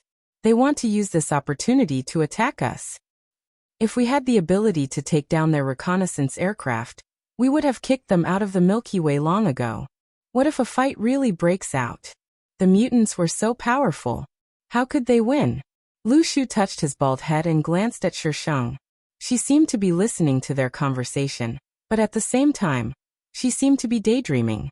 Lu Shu couldn't understand this young lady. She seemed to be shrouded in a thick fog. After you peeled away the first layer, there were countless more layers. Brother Lu, what do you think we should do now? Lu Shu came back to his senses and cleared his throat. At least the city guards don't have time to trouble us now. Everyone. The mutants' attack was much scarier than the city guards' attack, Brother Lu. You shouldn't be comforting yourself like this. Alright, whatever will come will come. There's a tall guy in front of us. If anyone dies, they'll die first. Lu Shu made the final decision. Go back and rest. The underlings looked at each other for a moment, and went back to their rooms. Lu Shu glanced at Shisheng and hesitantly moved his chair over. Miss Jiang, where did you throw the bodies? When they came back, she was already there, but the bodies were gone. Shisheng didn't look up. His tone was casual and calm. I threw them into the feeding ground. Lu Shu's eyes widened. Thrown into the feeding ground? Was it the feeding ground he was thinking of? Lu Shu swallowed hard. Miss Jiang, you went to the feeding ground alone? Shisheng rolled his eyes. I can't summon the dragon god. If I didn't go by myself, who else could I go with? Lu Shu's heart was beating wildly. His palms were sweaty. The mutants. The disappearance of the mutants. Don't tell me it has something to do with you? Shisheng admitted frankly. I did it. Lu Shu's body slid from the chair to the ground. His face was full of shock. She really did it. How capable was she? Shisheng raised his head and rubbed his chin with his fingertips. Let me ask you, won't they be attacked when they're feeding us? Lu Shu had yet to recover from his shock when Shisheng kicked him. He looked at Shisheng in confusion. What? Shisheng was speechless and repeated. I'm asking, won't they be attacked when they throw food? Lu Shu got up from the ground. Her legs were weak, and she barely managed to stand. There is a fixed feeding time. That time Xenogeniac won't appear in the feeding field. Lu Shu paused and asked tentatively. So, you attacked because you were attacked? Do you think I have nothing better to do? Lu Shu. He didn't say anything. Why is this little girl always so sarcastic? You'll lose friends like this. Alright, since he was so awesome, why would he need any friends? Will they start a fight? Shisheng asked Lu Shu again. Lu Shu quickly thought about it. It shouldn't be a fight. District 7 is considered the central area of the city. The people who live here are people of high status and power. They are either rich or noble. Those people at the top will definitely. Lu Shu suddenly paused. His expression changed. They will use ordinary people to compensate for the Xenogeniac. Shisheng finished his sentence. It was only May. If District 7's population was used to compensate for the Xenogeniac, there would not be enough in the 7th month. If there wasn't enough, they would draw from every household. Of course, every household referred to ordinary people like them. Those who were related to the higher-ups wouldn't be drawn. Because they had power, their lives were in their hands. Lu Shu fell back into the chair. He wasn't worried about himself. At least he had the ability to protect himself. But those people outside. Are you softening your heart? A girl's light voice rang in his ears. He couldn't tell if it was sarcasm or disdain. Anyway, it sounded malicious.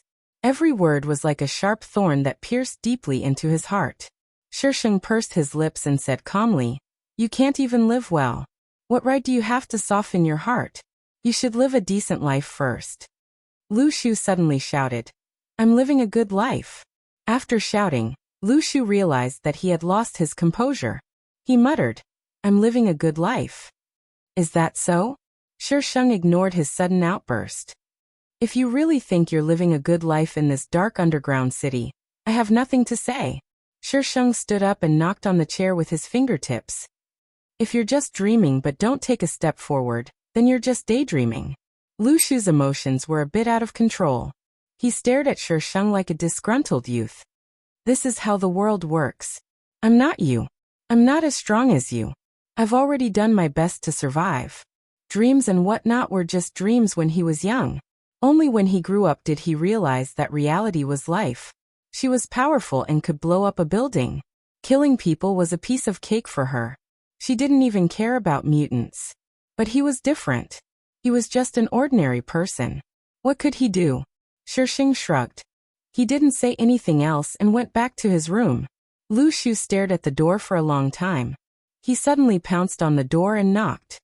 Tell me, how can I live a better life? He wanted to become stronger. He didn't want to rot here. The voice from inside the room penetrated the door. It sounded a little dull, but it was still malicious. I can't help you. If you want to live a better life, you have to rely on yourself. Lu Shu stopped knocking on the door, and the bulging veins on his face slowly receded. She would always make you feel hot, and then pour a basin of cold water on you, drenching your hot blood with cold water. Anyone would think that this woman was despicable and deserved a beating. But she was powerful. She deserved it.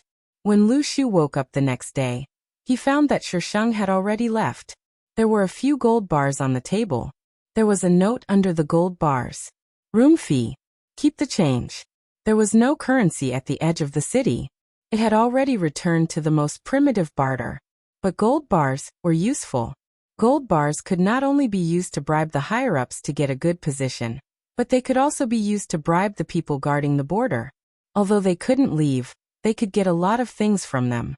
Even weapons could be used. The people who established the order found a gold mine.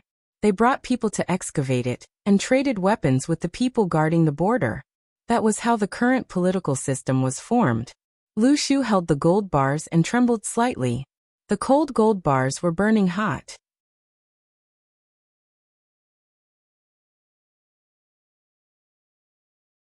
Chapter 1355. Host, why are you helping him? The system was puzzled. Since when was she so kind? Because I like it, Shisheng replied as he walked forward. You can do anything when you're in a good mood, but you can't do anything when you're in a bad mood. Is there a problem? No problem. However, the system didn't believe it. The host's target of choice were usually cute girls who were her die-hard fans. Forget it. It shouldn't meddle in the host's business. Where are you going now? Chenib Yusheng looked up at the spaceships floating in the 7th district. To save the world. Hee, you should be thanking the heavens if you don't destroy the world. Save the world. Save yourself first. Shisheng touched his chin. Guzzi, I think you're the one who needs saving. No. It didn't need saving. It just wanted to be a beautiful system. The system didn't want to be scolded by Shisheng, so it quickly went offline. Shisheng was taken to the center of the 7th district. Along the way they met many city guards. These guards had already started arresting people. It was obvious that the authorities had negotiated with the mutants. The number of mutants had probably exceeded the authorities' expectations. Hence, they started arresting people among the residents. Help, no, I don't want to. I don't want to die. Help. Let me go. I'm not going. Why are you arresting me? You can't find the murderer, so why should we clean up your mess? It's all your fault. I'm not going. Let us go. You animals, you'll get your retribution. Shisheng's ears were filled with such voices. They were full of anger and despair. She walked through these people. Perhaps they saw that she was dressed neatly and had an extraordinary aura. She didn't look like an ordinary person, so the city guards didn't go up to her. Hey, you guys, take 2 people to Professor Richie. Shisheng turned to look at the person who shouted. He was sitting in a car. Anyone who could sit in a car was definitely not an ordinary person. But that wasn't the point. The point was, did he just say Professor Richie? That idiot didn't die? That didn't make sense. He didn't die from the explosion. Was this Richie immortal? Asterisk flips table asterisk now. Even cannon fodder was so difficult to deal with. Did they want to ascend to heaven? The car drove away quickly. Shisheng followed the car and waited for them to drive to a remote place before he boarded the car and hijacked it. There were 2 people in the car. Other than the man, there was also a driver. Jiang Tan. The man's eyes widened. What do you want? Shisheng threw the driver to the back and sat in the driver's seat. He tilted his head and looked at the man who was tied up. Do you know me? That's even easier. Jiang Tan, you can't run away. Their people were looking for her everywhere. She actually dared to appear like this. She was really looking for death. Shisheng sneered. You don't have to worry about that.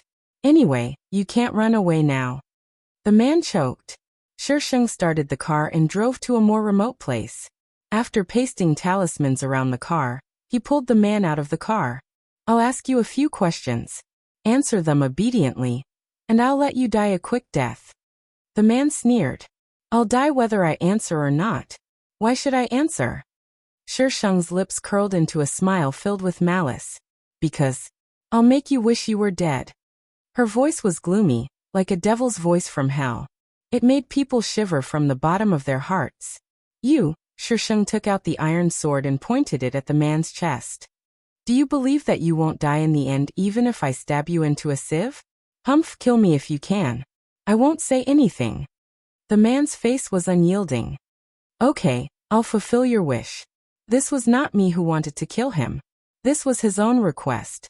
How could I refuse such a request? The man was stunned, but before he could say anything, his chest was pierced by the iron sword. The quaint pattern on the sword seemed to be absorbing his blood. Together with the red line in the middle, it looked even more demonic. You're the only one who knows. Shisheng pulled out the iron sword with a cold face. Shisheng pulled the driver out of the back seat and woke him up. The driver saw the man lying on the ground with his eyes wide open. He was obviously dead. You, what do you want? The driver trembled as he looked at Shisheng. I'll ask you a few questions. Don't be nervous. The driver was speechless. If you don't carry such a frightening sword, then your words won't be convincing at all, okay? The words, I'll kill you later, were written all over her face. Shisheng squatted down. Richie isn't dead? The driver was obviously not as brave as Shisheng. When Shisheng stabbed the iron sword in front of him, he was so scared that he wet his pants and spilled everything he knew. Richie was indeed not dead. As for how he survived, the driver had no idea. Where is he now? The driver held his head and trembled. In the laboratory at 258 13th Street. Dr. Richie, there's something wrong with subject number 53. A researcher in a white coat ran in hurriedly. Richie put down the test tube in his hand. What happened? I don't know. He suddenly went crazy. The researcher shook his head. The data is fluctuating abnormally. Richie took the white coat and put it on as he walked out. Was there anything unusual before he went crazy? No, everything is normal. The subject suddenly went crazy. Richie sped up and arrived at the room where subject number 53 was. There was a man inside who was punching and kicking at the transparent glass. The veins on his forehead were bulging, his eyes were red, and transparent liquid was flowing out of his mouth. He was growling strangely like a man-eating monster. Richie looked at the data beside him. All the numbers were fluctuating irregularly. Dr. Richie, test subject number 29 is going crazy too. Dr. Richie was in disbelief. What? How was this possible? Dr. Richie ran to test subject number 29. He was showing the same symptoms as subject number 53. How could this be? Dr. Richie, test subject number 105 is going crazy too. Test subject number 89. Test subject number 13. All the test subjects in the laboratory began to go crazy. The place where the test subjects were locked up was filled with banging sounds. It was terrifying. Dr. Richie, all the test subjects are going crazy. They can't be suppressed. Dr. Richie, the arcana value in their bodies is very abnormal. It's constantly rising. If this goes on, they won't be able to withstand it and self-destruct. Dr. Richie. Just as everyone surrounded Dr. Richie and didn't know what to do, the light in the laboratory suddenly dimmed, and red light swept over from all directions. Alert, unknown life form invasion.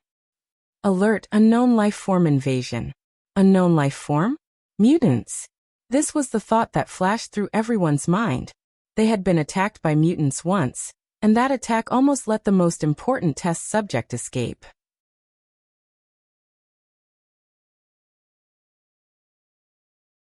Chapter 1356. The laboratory was in chaos, but they waited for a long time, but no disgusting mutant appeared. Only a little girl appeared. The little girl walked around the corner with a sword in her hand. Her face was normal, and she didn't look pale anymore. She had delicate features and a faint smile on her face. Her hair was casually tied into a ponytail and swayed behind her as she walked. She looked very energetic, like an ordinary little girl, but it was very strange to see such a person at the edge of the city. The people who lived here were only desperate and obedient. The iron sword dragged on the ground and made an ear-piercing sound. The rioting experimental subjects suddenly quieted down and looked at her. Greed flowed in their eyes, but they were very afraid and didn't dare to go forward. The entire laboratory was eerily quiet. Richie didn't expect that the person he was trying to catch would appear in front of him, but he didn't feel happy at all. The memory of what happened last time was still fresh in his mind. Dr. Richie, you're quite lucky. Shisheng broke the silence and looked at Dr. Richie with a smile. I just don't know if you'll be so lucky this time. Richie's scalp went numb when he thought of what happened last time. He dreamed of that scene every night. Shisheng raised his eyebrows. Why aren't you saying anything? Are you unhappy to see me? Richie was speechless. Happy my ass. When he couldn't catch her, he thought of ways to catch her. Now that she was standing here, he just wanted her to get out of his sight. If you don't say your last words, I'll make my move. Wait, Richie shouted. His eyes darted around and he quickly said, Jiang Tan, you can't use your superpower, right? Don't you want to know what's going on? I don't want to. That thing was useless to her. There was spiritual energy here, so she could directly cultivate her spiritual power. Why would she need a superpower? Richie choked and changed his words. Aren't you worried about your body? I'm not worried. It's not my body. Why should I worry? Richie was speechless. There was no way to talk about this anymore. All right, come and die. Shisheng waved his iron sword. Who's first? The group of researchers hiding behind Richie retreated, but the experimental subjects were behind them. They approached the glass, and the experimental subjects pounced on the glass and growled at them. The crowd screamed and retreated. Someone was frantically pressing the alarm. Shisheng rubbed his ears. Stop pressing the button. Those people outside have already formed a group to travel to hell. Do you guys want to form a group too? As soon as he finished speaking, the iron sword swung towards them.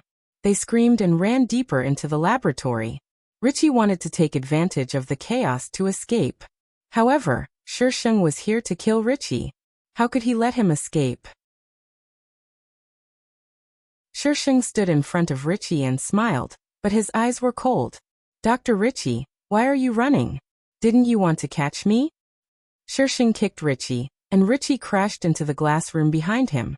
The experimentals inside scratched at the glass as if they wanted to skin Richie alive. Shisheng walked over slowly. The experimental mannequin growled a few times and shrank into a corner. Richie looked at the experimental's behavior, and suddenly seemed to have thought of something. He got up from the ground and moved to the side with the help of the glass. Jiang Tan, what I did to you was ordered by my superiors. If you want revenge, you shouldn't look for me. I can't help it. You're on the list. Shisheng shrugged. You're third on the list. Most importantly, you were the first to appear. Who would you look for? What list? Richie looked puzzled. The death list. Richie. Dr. Richie seemed to have given up struggling. Before you die, can you answer me a question? The corner of Shisheng's lips lifted. No. She quickly sent the iron sword into Richie's body and kicked him away from the glass. You want to release them? Don't worry. I'll release them for you later. Damn it. Do you think I am blind? Do you think I am as easy to fool as the protagonist? Idiot. Richie's pupils dilated. His body kept twitching. His gaze fell on the experimental mannequin in the glass room. He couldn't accept it. Shisheng made sure that Richie was dead before she walked towards the office area of the laboratory. This row of glass rooms was full of people locked up in them. Shisheng looked straight ahead. She didn't know where those researchers had run off to, but the entire office was a mess. She looked at the label and found Richie's office. Shisheng found a lot of information in Richie's office. They were all experimental data, related to supernatural abilities. However, this information was only conclusive.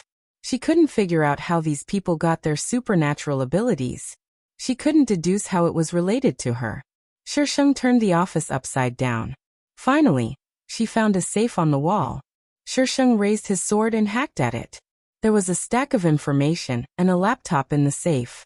The information recorded was about the original owner of the body. From when she entered the laboratory to when she was discovered to be different from others, it was all recorded in detail. However, this was only a record of her experimental data. There was no explanation as to how she was different. Shisheng looked at the laptop. There was only an intranet at the edge of the city. It was built by the researchers themselves. Shisheng, you were one step too late. Serves you right. Serves you right. When Shisheng turned on the laptop, a little person jumped out. She was holding a cheerleading prop and jumping on the screen. Then there was the repeated, serves you right. F***ck. Mubai, that idiot, wasn't here before. Why did he suddenly appear? Shisheng took out the laptop. Mubai's name was still gray. He wasn't here. I'm not here. You don't have to look for him. I just changed the data. Do you think I'm stupid? I won't appear. Ha ha. The little person laughed maniacally. The little person disappeared after laughing, and the laptop screen went black. King idiot. He only knew how to hide. Coward. Shisheng threw the laptop away and sneered. Mubai, keep laughing. The information in the laptop must have been destroyed by that idiot. She didn't have a mission in this direction. Mubai must have destroyed the information for one purpose. To disgust her. This idiot was really indescribably disgusting. Shisheng left the office. When he passed by the glass room, he casually broke the glass. The experimental subjects inside seemed to want to rush up, but when Shisheng turned around, they shrank back. These experimental subjects looked at her, as if she was delicious food. Their eyes lit up, but they were afraid of her. What a king contradiction. Shisheng destroyed all the glass rooms. After she left, these experimental subjects who had lost their minds finally regained their senses. They looked around in confusion. The floor was full of broken glass. The lights above their heads were buzzing. The doctor who had experimented on them was lying in the middle of the corridor. His body was covered in blood. Dead. Although Richie was dead, this group of people hated him to the core. They brutally whipped Richie's corpse. After venting their anger, this group of people ran out. After being locked in this dark place for so long, they could finally leave.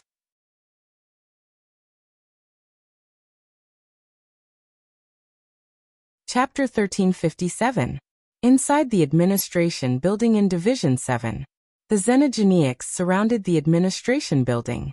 The people who were trapped in the building looked out of the windows. Their nerves were tense. Don't be afraid. They'll leave when they gather all the mutants. It's been so long. Why haven't they gathered all the mutants yet? There are so many of them outside. Are they that slow? I want to go home. All sorts of complaints could be heard. They had been surrounded by the mutants for a long time. They had been in the office all day and had never been so close to the mutants. Different mutants carried different viruses. They would use humans as vessels to breed when humans were not paying attention. It was very disgusting. Ding-ling-ling. Ding-ling-ling. The phone in the office suddenly rang crazily. The people who were still in their seats could only answer. However, there were only screams and cries for help on the other side. The calls came in one after another. It took them a while to understand what had happened from the intermittent narration. Humans were attacking humans. Yes, humans were attacking humans, not mutants. They did not care about the mutants outside. They quickly reported this to the higher-ups. Division 7 was the center of power. The person with the highest authority was the executive, Song Yuanqing. If the edge of the city was a country, Song Yuanqing would be the chairman. No, the emperor. The news quickly reached Song Yuanqing. Song Yuanqing was not old. He had just turned 30. He was a handsome and strong man. When he was not the executive, he was the crown prince. When he became the executive, he was the emperor. Emperor Song was very angry about this. What's going on? Why are humans attacking humans? The mutants are still outside. Why are humans causing trouble? Song Yuanqing slammed the table and angrily questioned the people sitting around him. What have you been doing? Too many things had happened in the past few days. It was normal for Song Yuanqing to be angry. The people in the meeting room did not dare to breathe. Who is leading the attack? Is it a mutant in disguise? Why are you still sitting? Why are you sitting? Are you going to be fed to the xenogenics? Go and investigate. Song Yuanqing was so angry that he flipped the table. Everyone looked at each other. Just as Emperor Song was about to explode, they all ran out of the meeting room to confirm the news. Soon, they had confirmed the news and came to report it to Emperor Song. Professor Ritchie's lab has been destroyed. No one knows if Professor Ritchie is dead or alive. All of his experimental subjects have been released, and they were the ones who attacked the humans. Ritchie. Emperor Song's expression changed strangely. Go inform the special ability team to exterminate those experimental subjects. None of them were easy to deal with. He did not know which elite had killed dozens of xenogenics, but he had also taken down the xenogenics reconnaissance machine. Now, the xenogenics had come looking for him. Now he had to pay for the loss of the xenogenics. Go to the base if you have the ability. This matter was not over yet, and something had happened to Ricky. He was so angry that he was about to have high blood pressure. The mutant team was still a secret. They couldn't let the xenogenics know about it. Otherwise, how could they form their own mutant team? Song Yuanqing knew what was going on with the experimental subjects. The xenogenics were out there, and they had to be dealt with as soon as possible. The Esper team that received the news immediately moved out in secret to eliminate the experimentals. Cars drove out of a building far away from the administration building one by one. They scattered and headed to the area where the attack had occurred in District 7. In one of the cars, a middle-aged man driving asked the cute girl with short hair sitting in the passenger seat with concern. Yunduo, you used up your ability this morning. Has it recovered? Yunduo revealed 2 dimples and said in a clear voice, "It's recovered." Captain said that Yunduo is talented. It seems that he wasn't joking. If we want to recover our abilities, it won't be so fast. A boy in the back spoke up. He had a head of golden hair, green eyes, and a high nose bridge. He was obviously a foreigner. Maybe Captain gave her something good, and she stuck with Captain all day. Xiang Kui, that's enough. The boy scolded. Yunduo relied on her own strength. Why are you always picking on her? Xiang Kui, who had been called, sat next to the boy. She looked mature, but there was a hint of sarcasm between her eyebrows. Io Hall, you're so protective of her. When has she ever looked at you properly? She doesn't like Captain. Don't flatter yourself. That you guys stop arguing. Yunduo was a little embarrassed. You guys are very talented. My ability isn't as powerful as yours. I still have a lot to learn from you guys. I wouldn't dare. Xiang Kui sneered. You got Captain's favor as soon as you came in. What do I have to learn from you? Xiang Kui, stop talking. We're here. The middle-aged man quickly interrupted the 3 youngsters. They were going to fight in a while. It was not unreasonable for Captain to ask him to watch them. The crowd in front was fleeing. The car couldn't drive in and could only stop there. Okay, don't be stubborn. Follow us later. The middle-aged man told Yunduo as he got out of the car. Don't be a burden. No one will care if you die. Xiang Kui glared at Yunduo and got out of the car. Hall patted Yunduo's shoulder and promised, Yunduo, don't bother with her. I'll protect you. Yunduo smiled. The 2 dimples on her face were very cute. Hall's face suddenly turned red. He opened the door and got out first. The 4 of them went against the flow to the center of the attack. Yunduo had just awakened her ability. Although she had killed xenogenics before, it was the first time she had seen such a bloody scene. The ground was littered with corpses and severed limbs. Blood dyed the ground red. Further away, there was a man covered in blood who was attacking the humans in a frenzy. The middle-aged man didn't immediately let them go forward. Instead, he observed for a while. Uncle Gu, what is his ability? Hall asked the middle-aged man. It should be a strength-type ability. Uncle Gu hesitated before answering. The experimental subject could tear people apart with his bare hands. You and Xiang Kui go that way. I'll take Yunduo from here. There are many people around. You guys be careful. Hall nodded. Xiang Kui just glared at Yunduo and didn't say anything. He led the way. Uncle Gu's observation was right. When they attacked, They knew that this was a strength-type ability user. This type of ability user was not only strong, but they also didn't die easily. Their recovery speed was very fast. Therefore, strength-type ability users were not easy to deal with. This was Yunduo's first time dealing with a human. She was a little nervous. There were a few times when she was almost hurt by the experimental subject. Hall and Uncle Gu blocked for her once. "Don't let him go that way. Yunduo, stop him." Hall shouted at Yunduo. Yunduo immediately used her ability. The air around them began to freeze. The experimental subject's running speed slowed. Uncle Gu grabbed the experimental subject from the side and threw him to the ground.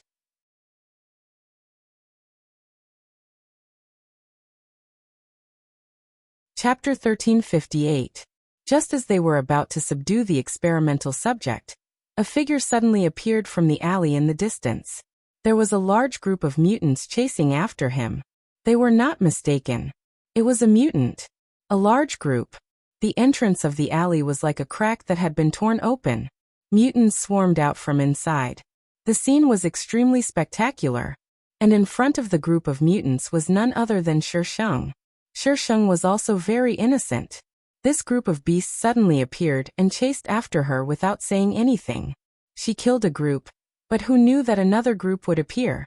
The alley was too small to unleash her full potential, so she had to run out of the alley.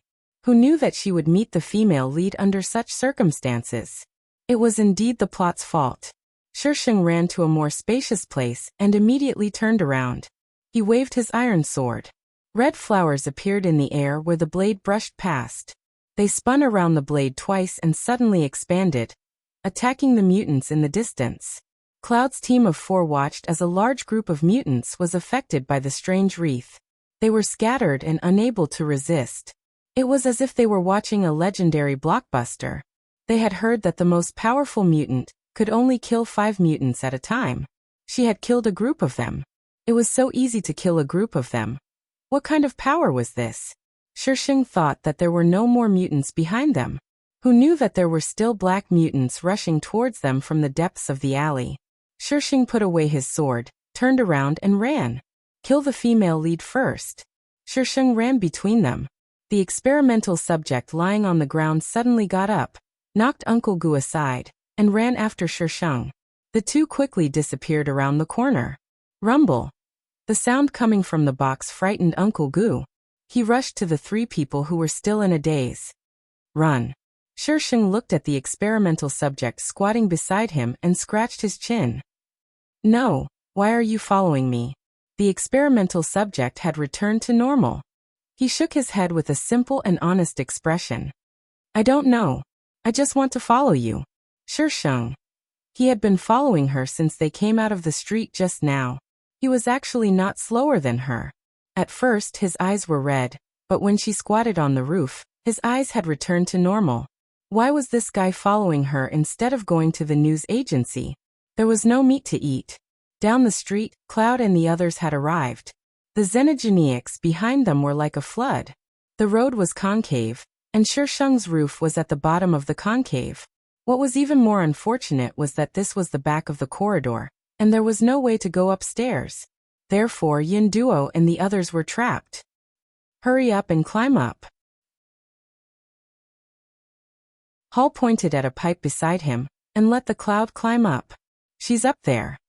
Xiang Kui pointed at Sheng, who was squatting on the roof. Hey, you're the one who brought these xenogenics here. You should kill them.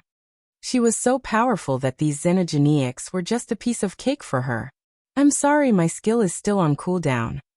Sheng waved at Kui. Good luck. What do you mean I provoked it? I don't even know where this group of mutants came from, okay? It's none of I's business. Xiang Kui was speechless. Do you think this is a game? Skills on cooldown. Where did this crazy woman come from? Xiang Kui and the others didn't have time to argue with Sheng. The xenogenics behind them were almost catching up. Hall let Cloud climb first, followed by Xiang Kui, and himself and Uncle Gu. However, most of the xenogenics were good climbers. Before Cloud could reach the top, the xenogenics forced them down. The four of them had already used up a lot of their powers to deal with the experimental subjects that were squatting beside Shisheng. Now that there were so many xenogeneics, they couldn't hold on for long. Shisheng ate sunflower seeds and looked at the battle below. The xenogeneics didn't seem to have any intention of coming up. They were only attacking the female lead's team. It turned out that these xenogeneics weren't here for her. To be able to attract so many xenogeneics, she had to be at least at the female lead's level. Shisheng turned to look at the experimental subject. His clothes were stained with blood, and he could only vaguely see the number 22 printed on his chest. Experimental subject 22 scratched his head and said, "I think I've seen you before. I broke into the lab. It's normal to see me." Huh. Experimental subject 22's face was full of disbelief. You released us from the lab?" Shisheng turned back to look at the female lead being tortured by the xenogeneics below. "You don't have to thank me. Go to the newspaper if you need to. Don't revolve around me." Experimental subject 22 scratched his head. No. I didn't see you at that time." At that time he had lost his mind. He had no idea who had broken into the lab and killed that bastard Richie. "We're from the same lab. What's so strange about that?" Shisheng rolled his eyes.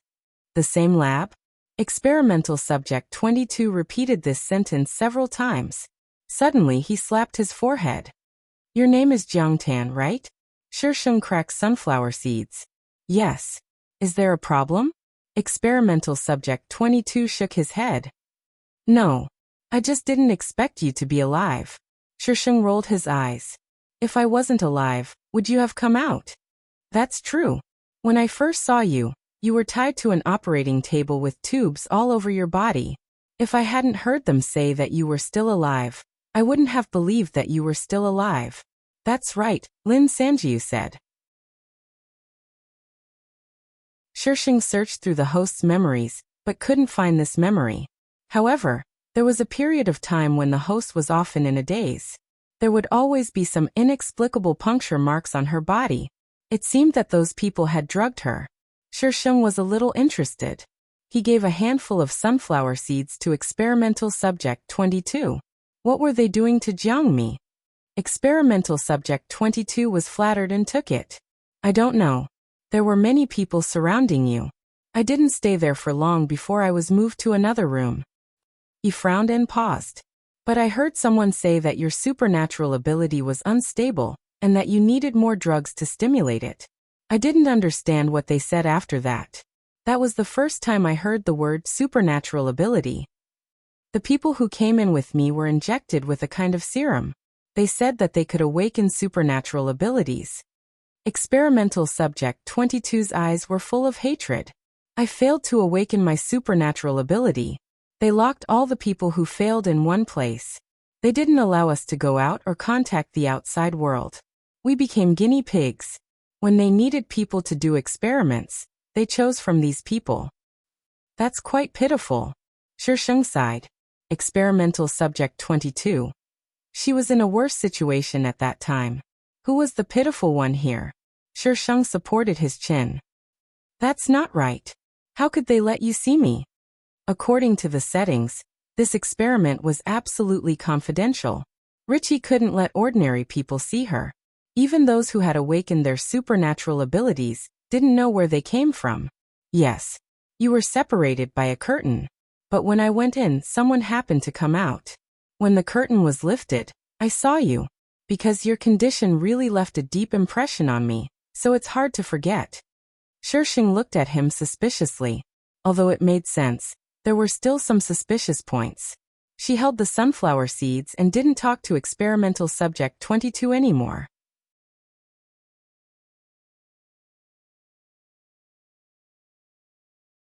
Chapter 1359. Bang. The xenogeneics outside were blown away, and a car appeared in Shisheng's sight. A man was standing on top of the car. He was gathering lightning in his hand and throwing it at the xenogeneics. The xenogeneics were blown away when they were thrown in, but they were only blown away. They could get up after a few seconds of dizziness. "It's a lightning power." Test subject 22 looked envious. Lightning power was the most effective against xenogeneics. but it was also used up very quickly. The car drove in from outside, and the 4 people who were almost desperate saw hope again. "Get in the car!" The man in the car shouted at them, blowing away the xenogeneics that wanted to pounce on them. Xiang Kuei was the first to get in the car, followed by Cloud. Just as Uncle Gu and Hall were about to get in, a few xenogeneics suddenly pounced on the man on top of the car at the same time, successfully blocking the man's view. "Ah!" Hall screamed as he was pulled out from the side of the car by the xenogeneics. His leg was torn open with a bloody wound. Uncle Gu hugged Hall's upper body, and he and the xenogeneics each pulled him. Uncle Gu, let go." Hall's face was full of pain. He used all his strength to pry Uncle Gu's hand away, and his body was pulled out by the xenogeneics, drowning in the xenogeneics. Bang! There was a violent explosion among the xenogeneics. Uncle Gu grabbed the car door, and his angry and sorrowful face seemed to have aged a lot. He couldn't even protect a junior. The people in the car didn't have time to mourn Hall. The most important thing for them now was to rush out. However, the car was surrounded by xenogeneics, and it could barely move. The car had been modified, and the xenogeneics couldn't break it open. There was a strange silence in the car. The cries and howls outside were like a tune of death, playing for them. The man in the driver's seat held the steering wheel tightly, and his eyes fell on the xenogeneics outside.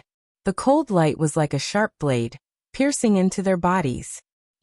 Xiang Kuei suddenly said, pointing at the faintly visible roof. "She can save us." The man turned his head and looked in the direction Xiang Kuei was pointing at. There were 2 figures squatting on the roof, and they looked like they were watching a good show that had nothing to do with them. Who are they? The xenogeneics were attracted by that woman. Uncle Gu's voice was hoarse. "She is very powerful. She killed a group of xenogeneics in one hit." A hint of surprise flashed across the man's eyes. One move. He had never heard of anyone being able to kill a group of xenogeneics in one hit. "We saw it with our own eyes." Xiang Kuei nodded. "Captain, she can save us. We can ask her for help. If she wanted to save him, she would have done it a long time ago." The man who was called the captain turned around. He did not place his hope on a stranger. Xiang Kuei's previous arrogance and domineering attitude disappeared, leaving only an unconcealable fear. Her voice trembled as she said, "Captain, the car won't last long." How could she not be afraid when surrounded by so many xenogeneics? "I'll get you out of here." The captain's tone was calm and firm. Sheng was waiting for the xenogeneics to destroy them. Even if they couldn't be destroyed, they would at least be crippled. But after waiting for a long time, the car seemed to be on fire. The mutant was almost turned upside down, but it still couldn't be smashed open. F***CK, the main character's props were all cheats. What made Sheng even more surprised was what happened next. The xenogeneics suddenly stopped attacking and looked up at Sheng. Then, as if they had received some kind of order, they all rushed toward her. F***CKU. Sheng jumped up from the roof and cursed angrily. Why did they come for her again? What happened to killing the main character? How could you idiots give up halfway? You can't be like this as a human being. Oh no, a xenogeneic. Don't you know that perseverance is the key to victory? All the xenogeneics gave up on the car and rushed to the roof. Everyone in the car was dumbfounded. Xiang Kuei lay in the back and looked at the roof through the cracked glass. She couldn't see anything as the xenogeneics completely flooded the roof. At this moment, countless red flowers spread out in a circle. Wherever the wreath touched, it instantly shattered as if it had been cut into pieces by a sharp blade. It was a beautiful and bloody massacre. "Captain, look." Xiang Kuei pointed at the scene. She used this move before. What's her superpower? It's so powerful. The captain had already started the car, but he didn't. He just looked at the scene on the rooftop. Countless pieces of xenogeneics fell from the sky, and disgusting mucus splashed everywhere. The car window was almost completely covered by the mucus. He could only see the person standing on the rooftop through the small gaps. He didn't know how powerful her soul was, but she had the arrogance of a ruler. At this moment he was shocked. He was shocked that a girl could have such a powerful aura. "Captain, the xenogeneics are coming." Cloud was the first to come back to her senses. She patted the captain's seat hard. We can't get out. The street that had been empty was filled with countless xenogeniacs running in front of them. What's going on? Why are there so many xenogeniacs? Uncle Gu was shocked. How did they come down? The xenogeniacs had reconnaissance planes, and they also had a special surveillance system. How could they not notice so many xenogeniacs running to the ground? There were so many xenogeniacs behind the street that they couldn't see how many there were. The captain made a prompt decision. Get out of the car and go to the rooftop. The car couldn't withstand another wave of attack. If they attacked, they would die without a doubt. The people in the car quickly got out. The captain pulled Cloud and kicked open the door of a building next to them. They rushed to the rooftop from this building. The floors above were all connected, so they could reach the rooftop where Shisheng was. However, when they ran to the rooftop, Shisheng was already on the rooftop next door. There were about 5 or 6 meters between them. Everyone's face turned pale. How did she get there? Captain. They're coming up. The xenogeniacs climbed up the building nimbly and blocked them on the rooftop. Looking from the rooftop, the street below was filled with xenogeniacs. Looking from afar, they were all xenogeniacs. There seemed to be human screams coming from afar. They were in pain and despair. Buzz, buzz, buzz. Xenogeniac fighter jets began to appear in the sky, covering the sky of Division 7 like moths. Shisheng looked up at the fighter jets, biting a sunflower seed and thinking, were the xenogeniacs going to start a full-scale war? What's wrong with them? There was no such thing in the plot. Shisheng bit the sunflower seed shell, and the meat inside was rolled out by the tip of his tongue. Mubai. Other than this idiot, no one else would dare to steal her kill. Shisheng bit the sunflower seed as if it was Mubai. Damn idiot. Asterisk, this is a fake group. Mubai, haha, bite me. I won't come out. Shisheng. As a human, you have to act tough. Mubai, speak human language. Shisheng. Dogs don't understand human language. Mubai. You're scolding me? Shisheng. Buttface, hurry up and bring your kind back. System. Don't think I'm a dog just because I'm called Buttface. I have nothing to do with dogs. Thank you. Mubai, just you wait. System. What does this have to do with me? System notification. Mubai absconded with the ticket. Little fairy. Wait, why did you steal my ticket when you were fighting? There's cat biscuits. Give me back my ticket.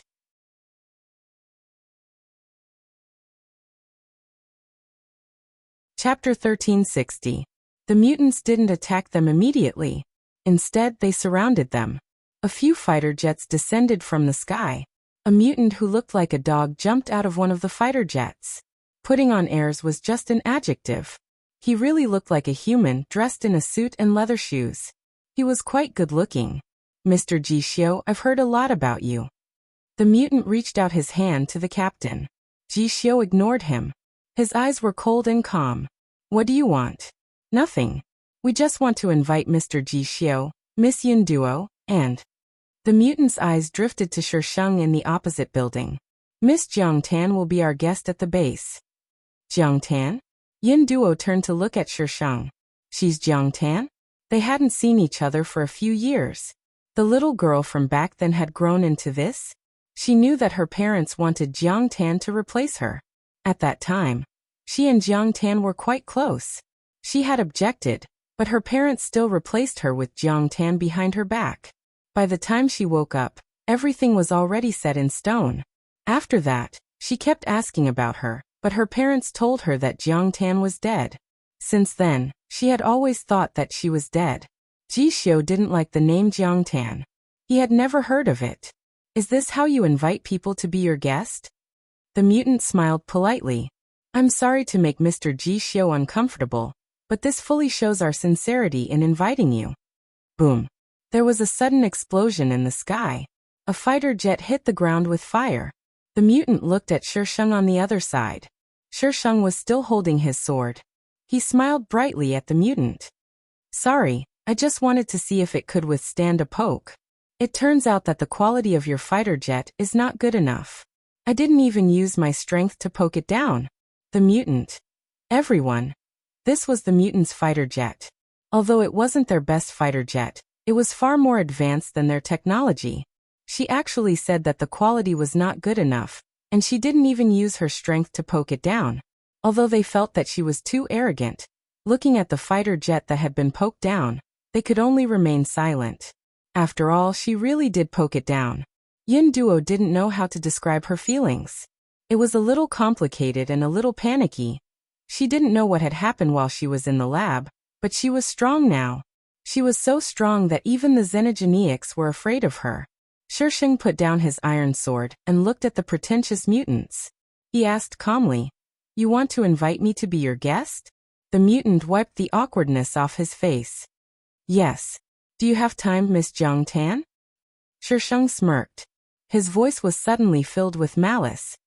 "If you're not afraid that I'll destroy the base, then let me go up. Do you think the base is made of mud? Do you think you can bring it down?" Miss Jiang Tan agreed. "There are conditions. Please, Miss Jiang Tan." The Xenogeneic was very patient. Shisheng supported himself with his iron sword and tilted his head. "Answer my question first." "Sure. What race are you?" "The mutant." What kind of question was that? He had thought that she was going to ask him some grand and unanswerable question, but in the end, she asked him what race he was. "I'm Iras." Iras had a high IQ and EQ. They were a leader race. Shisheng seemed to be just asking casually. He didn't continue the topic and directly stated his conditions. "First, use your highest standard of etiquette to welcome me up. Second, I won't go with them. Third, please clean up. Don't let these dangle in front of me. If I'm not in a good mood, I'll beat them up. Inviting I to be your guest? It was easier to invite Buddha than to send Buddha away. If I don't destroy your base, I won't be called Shisheng." The second and third conditions were easy, but the first one, "Miss Jiang Tan," Shisheng raised his hand and stopped the mutant. "If you want to invite me up, you have to show some sincerity. Do you think I'm that easy to invite? You don't even have basic etiquette. How embarrassing would it be for I to go up like this?" The Xenogeneic. The highest standard was only used to welcome the king. The Xenogeneic couldn't decide whether he should agree or not. He contacted the higher-ups of the base and asked for instructions from their king. Soon the higher-ups replied. He immediately smiled and said to Shisheng, "We agree to all of Miss Jiang Tan's conditions. The etiquette team is already preparing. I hope Miss Jiang Tan won't go back on her words." Shisheng continued to make requests. "I want a humanoid." She was afraid of a humanoid. Whenever she was afraid, her hand would slip. The Xenogeneic. Calm down, calm down. The higher-up said to agree to all of her requests and not to offend her. Thinking about how she easily destroyed a fighter jet just now, the Xenogeneic calmed down. After dealing with one, the Xenogeneic looked at Jishio. "Mr. Jishio, Miss Yunduo, what do you think?" Jishio frowned and asked, "What if we don't agree?" The Xenogeneic pointed into the distance. "You don't want to see the 7th district disappear like this, right?" He paused. "Even if we negotiate with Song Yuanqing, he'll agree in the end. Compared to their own interests, it was easier to sacrifice others." Jishio knew in his heart that it was definitely not as simple as inviting them to be guests. Up there was the Xenogeneic's territory. If they went up, would they still have a chance to survive? But if they didn't go up, the entire 7th district, or even the entire edge of the city, might not be able to protect them. The power of the Xenogeneics was far beyond their imagination. It wasn't that they couldn't win against humans, they just didn't attack. Just as they were in a stalemate, a few cars drove over from the Xenogeneics below. Song Yuanqing came personally. Song Yuanqing, Jishio, and Yunduo chatted alone for more than an hour. Yunduo and the others stood on the rooftop, nervously looking at the cars below. In the end, Jishio agreed, but he needed some time. The Xenogeneic didn't have any objections. The ceremonial team that the woman wanted still needed some time to prepare. He asked the Xenogeneics that were slaughtering in the 7th district to stop and wait for them to prepare. But when they were ready, the Xenogeneic turned around and realized that Shisheng was gone. The person who was standing on the rooftop just a moment ago was nowhere to be seen. What happened to going up? In the sky, pentagonal spaceships flashed red as they came down from the base one after another. They lined up neatly like a red carpet from the base. Young men and women dressed in gorgeous gowns and holding strange musical instruments walked along the surface of the spaceships from the base. They lined up on both sides of the spaceships and lined up. The surrounding fighter jets scattered and were occupied by other small ornamental spaceships. When they moved in the air, countless lights and shadows were drawn out. Strange tunes rang out from those musical instruments. Very good, everything was ready. But the person was King gone. The Xenogeniac felt that he had been played.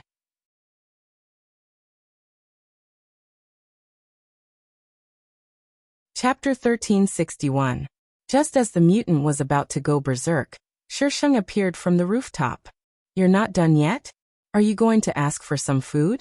It's so boring to just wait here. The mutant's mouth twitched. What were you doing just now? Whatever, she was here now. Miss Jiangtan, please? The mutant pointed at the spaceship in front of her. Shisheng glanced at the glowing red tunnel.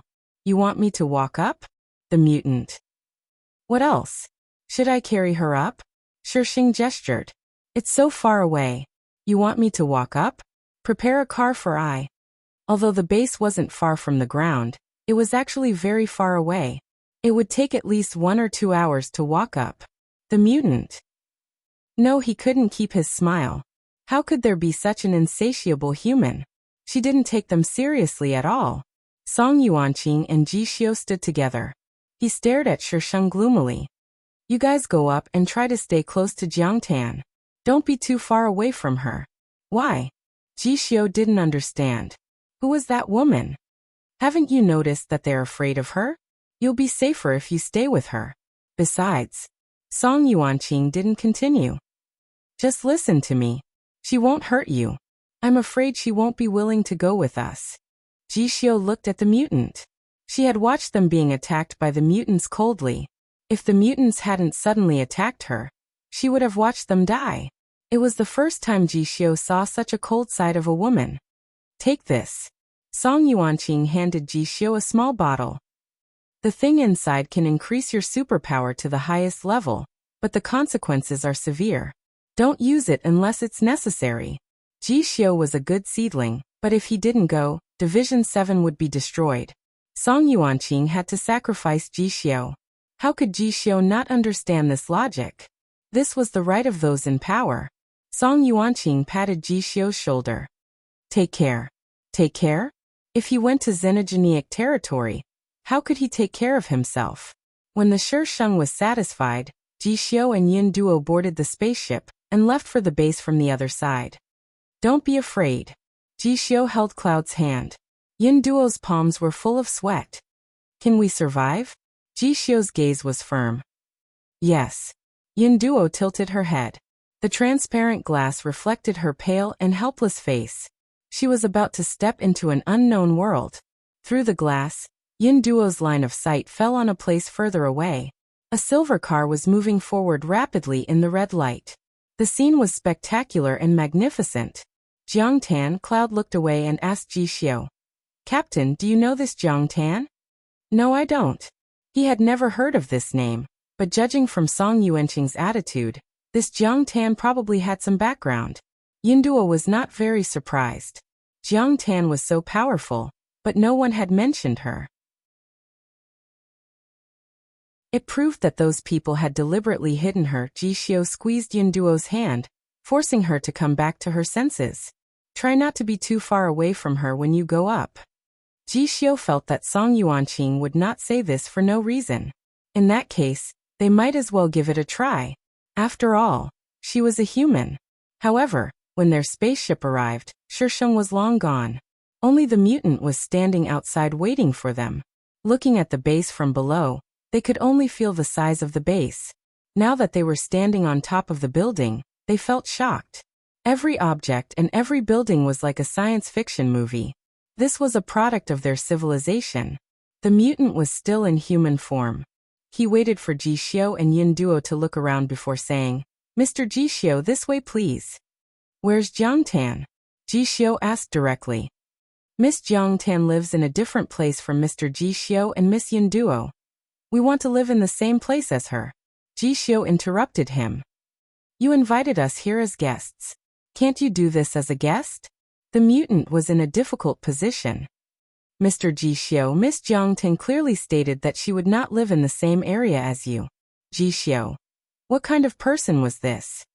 Due to Shisheng's strong request, Ji Xiu and Yun Duo were not arranged to live with her. She was not going to be the male and female lead shield. They could play on their own. Miss Jiangtan. A skinless mutant that looked like a walking crocodile entered the room. Shisheng threw the black ball in his hand at the mutant, blocking the mutant's words. Get out! Miss Jiangtan. The mutant did not listen to Shisheng. Instead, he was a little angry. This is our base. Please don't be so rude. Shisheng. You know how to be polite? How rare. When the mutant arrived at Shisheng's room, there was a pile of mutant corpses in front of the door. All of you leave. He quickly waved his hand and asked the other mutants to leave. He took a few deep breaths before entering the room. In the room, Shisheng was sitting with his legs crossed and eating melon seeds. He looked very relaxed. He did not have the slightest awareness that he was in someone else's territory. Miss Jiangtan, don't you think it's inappropriate for you to do this? Shisheng threw away the melon seed shell and asked shamelessly. What's inappropriate? The mutant. He almost could not keep his smile. You're messing around in our territory, and you still dare to ask what's inappropriate. If there's a problem, please refer to the third condition. They violated the rules first. These mutants had just come in and scared people. The mutant looked at the mutant on the ground and swallowed his words. This will not happen again. But please don't go too far, Miss Jiangtan. This was their territory. It depends on my mood. Shisheng waved his hand. Okay, you can leave now. The mutant. He was not a servant. Why did he feel like he was at their beck and call? Shisheng suddenly stopped him. Wait a minute. What's your name? Miss Jiangtan, just call me Aylas. He was not going to tell her his name. He was so angry. He really did not know what Shisheng was thinking. Shisheng looked at him strangely. Aylas felt a little uncomfortable. Miss Jiangtan, do you have any other questions? Shisheng raised his eyebrows. Can you show me around your base? Aylas refused tactfully. Miss Jiangtan, you should rest first. I'll show you around in a few days. Why not now? Aylas tried to make the reason sound serious. I'm thinking about Miss Jiangtan's health. The base is different from the surface. If you walk around the base rashly, it will affect your health negatively. Shisheng rolled his eyes. Wouldn't it be better for you if I died? You can't wait for me to die, right? Who are you trying to fool? Aylas. It was so hard to keep smiling.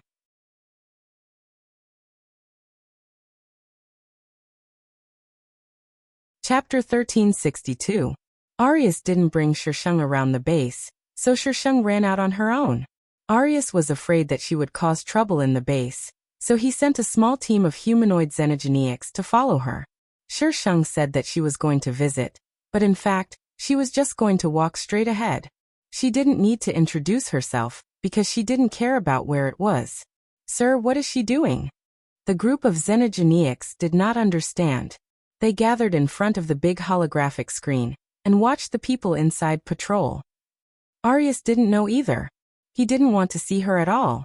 When can the king see her? Quickly get rid of this hot potato. No news yet. Arius paced back and forth in annoyance. You can start preparing for Ji Xiu. Be careful, humans are the most cunning. Yes. The xenogeneics left the big room. Arius slapped the table next to him, and the holographic screen disappeared immediately. I really don't know what the king is doing. Suddenly capturing 3 humans? Wasn't this a joke? In their eyes, humans were nutrients, food reserves. The xenogeneics base was very big. Shisheng was tired of walking, so she asked them to get her a car. She sat in the car and walked around the base. They heard that she was an invited guest, and wasn't afraid of them at all. Some curious xenogeneics couldn't help but want to see who this brave human was. Of course, if they weren't in human form and appeared in front of Shang, they would definitely be killed. Later, these xenogeniacs learned to be smart and appeared in human form in front of her. These xenogeniacs wouldn't use human form unless it was necessary. They felt that using human form was an insult to their status as higher beings. At this time, there were xenogeniacs in human form everywhere in the base. Because they weren't in human form, they would be killed if they were seen by the human. Fortunately, there was a limit to her range of movement. Miss Jiangtan, you can't go ahead. Shang was stopped. There was a door in front of her, but there were 4 guards at the door. It was obvious that there was something important behind the door. Shang didn't force it. She turned and walked in another direction. As soon as she walked down the stairs, she saw Arius rushing over with a group of xenogeniacs. The xenogeniacs quickly changed from their strange forms into humans. The corner of Ilasai's mouth twitched. Miss Jiangtan, please don't wander around the base when you're free. You'll cause us trouble. Shang looked melancholy. You don't want to give me any entertainment, but you don't want me to do it myself? Then tell me, why did you invite me up here? For so many days, Aylas didn't ask her to do anything and just let her be. There's cat biscuits. Iras tried his best to maintain a smile. Miss Jiangtan, our emperor is unable to see you for the time being, so please wait for a while. Oh, your emperor wants to see me. Shang nodded with a knowing look. Yes. If the emperor didn't want to see you, do you think you would still be here? Both parties stopped talking, and Iras couldn't just leave. He hesitated for a while, and just as he was about to speak, the girl on the other side said, "What are you still standing here for? Do you want to fight?" She rolled up her sleeves as she spoke, looking eager to give it a try. Miss Jiangtan. Iras quickly interrupted her. There's a training ground in the base. If you're bored, you can go there. There will be someone to accompany you.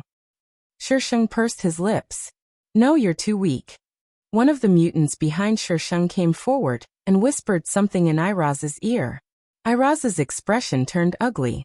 She actually challenged the entire race in the training ground alone. Then, Iras forced a smile. Miss Jiangtan, please do as you wish. I have something to do, so I'll leave first. Azeroth took the other mutants and headed in another direction. Shang didn't intend to let him go and followed him. You seem to be very busy recently. What are you busy with? Miss Jiangtan, this has nothing to do with you. He maintained a smile. Shang clicked his tongue. How can it have nothing to do with you? What if you're thinking of ways to deal with me? Miss Jiangtan, do you have what you humans call paranoia? Shang's expression was profound. One can't let one's guard down, but when it comes to you, I have to be 200% careful. Iras. They didn't do anything to her ever since she came up. He didn't say anything when she killed his race, right? He fulfilled all of her requests, right? He completely treated her as a distinguished guest. When did he want to harm her?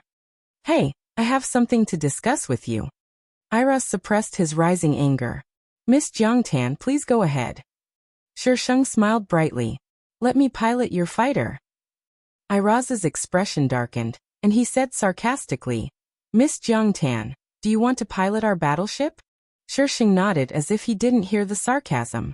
If you agree, I don't have any objections. Iras facepalmed. Why did he have to meet such a difficult human? He heard her boast shamelessly again. The battleships of your era are all antiques. I've never piloted one before. Iras wasn't happy. Miss Jiangtan, forgive me for being blunt, but your human technology is still at an undeveloped stage. Aren't you afraid of biting your tongue? In their eyes, this planet was very backward and primitive. There was nothing good about it other than the humans living on it. Yes, that's them. I don't belong to the same world as them. Shang looked at Iras as if there was nothing wrong with his expression. What, only you can come, but I can't. Did you apply for a patent? Iras understood what he meant. He was slightly shocked.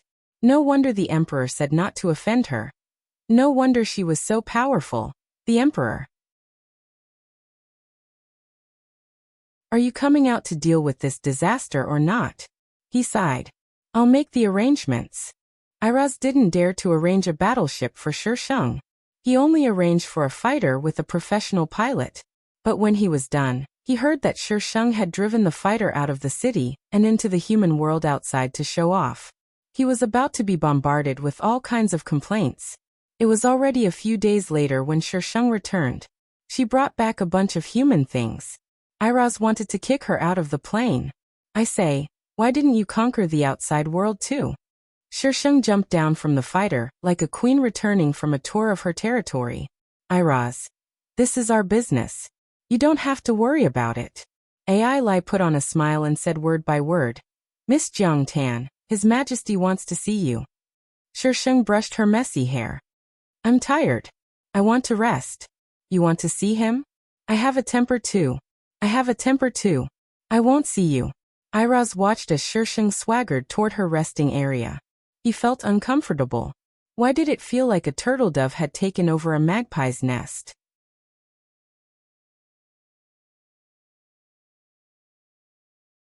Chapter 1363.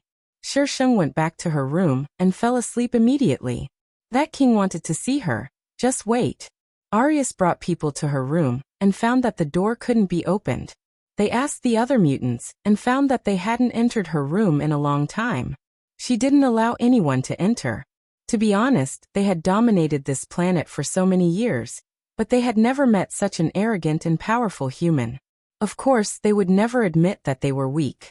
They couldn't beat her because the higher-ups didn't allow them to. It was definitely not because they were weak. Arius quickly got someone to check the image of her room, but found that it was all black and nothing could be seen. Sir, what was going on? Arius was so angry that she wanted to flip the table. What's wrong with you all? How could you not notice such an important thing? Did you not know that she destroyed the base? The mutants lowered their heads and didn't dare to make a sound. She was so fierce, who would dare to provoke her? Sir, didn't you tell us not to provoke her? A mutant objected. We were just following your orders. Besides, she doesn't go back to her room except for sleeping. If she's resting, we're resting too. There were so many places on the base that needed to be monitored. She liked to wander around during the day, but never did anything during her rest time. Why were they looking at her? Oh, you're blaming me? Arius raised her voice. I wouldn't dare. The mutants lowered their heads and didn't dare to speak again. Arius was so angry that her head hurt. You all better be alert and guard outside. Call me when she comes out. Yes. Azeroth didn't manage to catch Shi Sheng for the next few days. She would wake up in the morning and slay the mutants outside before running off. She would drive their fighter jets out to mess around, causing a lot of complaints. They were all questioning if they were going to start a war. Start a war, my ass. Would anyone believe him if he said that someone drove a fighter jet out for a walk? This time King, who hadn't shown his face, couldn't sit still anymore. After Shi Sheng was done, she met King, who was surrounded by people outside the room. He was quite a young guy, fair and chubby. Yes, fair and chubby. Moreover, he looked like a fool who could be easily fooled. However, the light in his eyes showed that this guy wasn't that easy to fool. He was just using his appearance to confuse people. Shi Sheng retracted his gaze, pushed open the door and entered the room. Why did you invite me up from downstairs? King waved his hand to stop the Xenogeneics behind him who wanted to scold Shi Sheng for not understanding the rules. He followed her into the room. Miss Jiangtan, you are a smart person. I like to talk to smart people. Shi Sheng crossed his legs and sat down. Unfortunately, I like to talk to idiots. It was so easy to talk to an idiot. 1 was 1, and 2 was 2. When speaking to an astute person, one had to rack their brains to figure out the meaning behind his words, whether he was setting a trap for them, whether he was waiting for them to jump into it, and how to set a trap for them.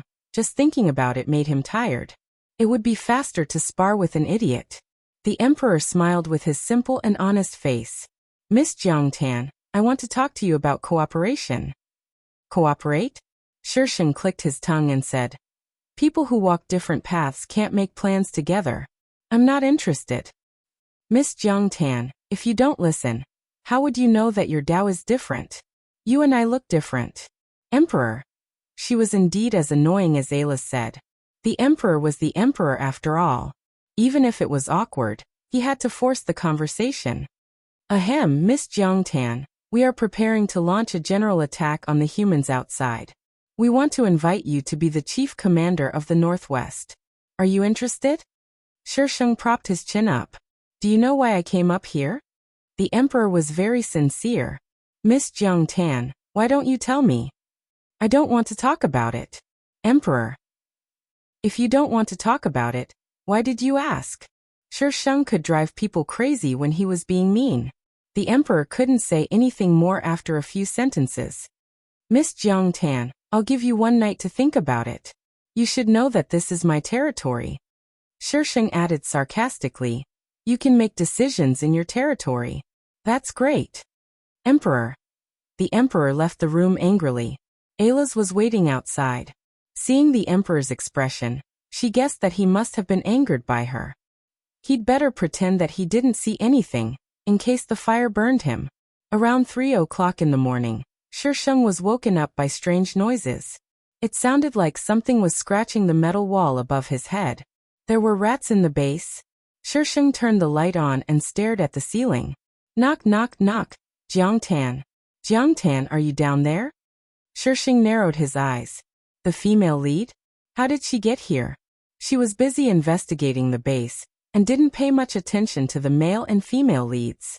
Anyway, they were protected by a halo and wouldn't die. So why did she come to find her now? Jiangtan, can you hear me? Cloud's voice kept coming down from above. She probably couldn't find the way down, so she had to call her. Shisheng touched his neck, got out of bed, opened the door and went out. The mutants guarding outside immediately looked at her in high spirits. Miss Jiangtan, what's the matter? There are rats up there. Shisheng pointed at the ceiling. Send someone to check it out. Rats. The mutants looked at each other. How could there be rats in the base? But looking at Shisheng's serious face. Okay, Miss Jiangtan. Let's go up and check it out. They just agreed to go up and check it out to appease her, but Shisheng stood at the door and looked at them. It looked like she wouldn't sleep if they didn't go. They had no choice but to go up and check it out under Shisheng's supervision. With this look, they really caught a big rat. The cloud, which was supposed to be locked in another area, actually crawled along the pipe and came here. Cloud was tied up and dragged down. Shisheng leaned against the door and looked at her.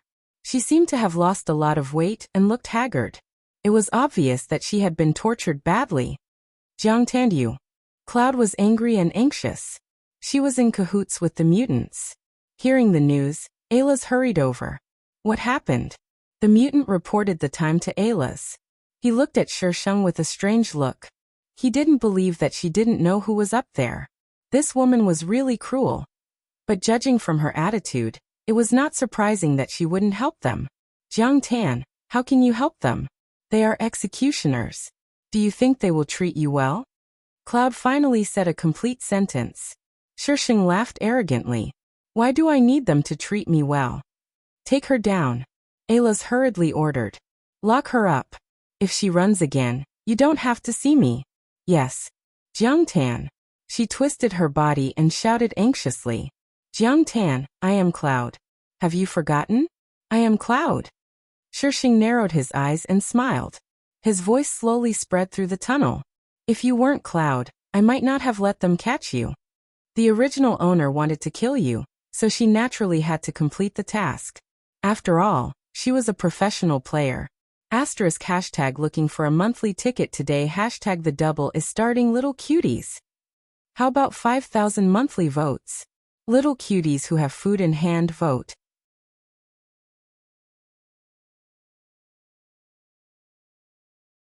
Chapter 1364. Yin Duo took the risk to come to Shisheng because Ji Xiu had been taken away by them. She hadn't heard from him for a few days. It took her a lot of effort to find the passage and find his location. She thought that he would at least help her because they were both humans, but she didn't care at all. Not only did he not help her, he even betrayed her. Yin Duo was locked in the room. The mutants were afraid that she would run away again, so they tied her up. She didn't know how the captain was doing. How could Jiangtan be so cold-blooded? Would she be able to go back alive? Yin Duo's thoughts ran wild. Her eyes suddenly became firm. No, she couldn't give up like this. She had to leave here. She didn't want to die here and become food for these disgusting things. Shi Sheng's selfless reporting of his own kind didn't make the mutants happy at all. They only had a strange bad feeling. For someone who dared to betray her own kind without batting an eyelid, how could she show mercy to her own kind? The answer was of course no. So the next morning, the king waited outside Shi Sheng's door. The king was speechless. He had to wait for a human to meet him. If this wasn't his base, he really wanted to blow it up. Shi Sheng woke up at noon. He opened the door slowly and saw a group of mutants standing outside. He was confused. What do you want? Miss Jiang Tan, you really can sleep. Alas put on a fake smile and gritted his teeth. Shi Sheng yawned. I'm not like you. I'm just an ordinary person. Of course I need to rest. Alas. Ordinary my ass. You're not human at all. As for what kind of race she was, Alas didn't know yet. He reported this to the king. The king just told him not to meddle. Meddle? He was actually being nosy. This woman might have come from a civilization that was more advanced than theirs, and the emperor was actually saying that he was being nosy. The king came from behind. Alas immediately shut up and stepped aside. Miss Jiangtan, have you thought about it? Shi Sheng leaned against the door. I haven't thought about it yet. The emperor narrowed his eyes, and a trace of viciousness appeared on his white and chubby face. His whole face was indescribably strange. Miss Jiangtan, my patience is limited. Shi Sheng replied calmly. Oh, and then? Emperor. The target of the threat actually calmly asked him if he had any self-awareness of being threatened. The emperor took a deep breath. I hope Miss Jiangtan can give me an answer before tomorrow. Shi Sheng said, we'll see. Emperor. Someone throw this arrogant thing down. Can you leave now? I'm embarrassed to be surrounded like this. Although Shi Sheng said this, there was a faint smile on his face. There was also an indescribable sense of excitement and smugness. I don't see how you're embarrassed. I was embarrassed, so I wanted to hit you. As soon as she said that, the mutants around her all stepped back. King's face looked terrible. He grunted and left with the Xenogeneics. Before Shi Sheng could wait for the emperor to come to her for an answer, something happened in the base.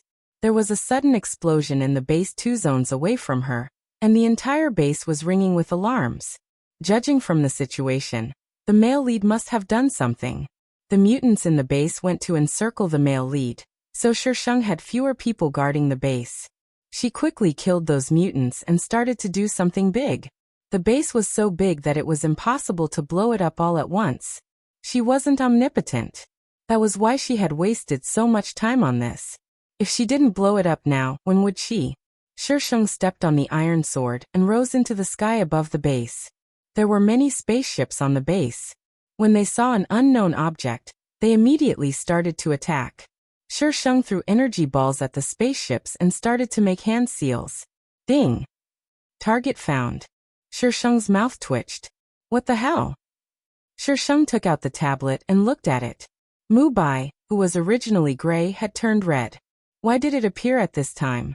Whatever, I'll blow it up first. Shi Sheng continued to make hand seals. Lights began to appear all over the base.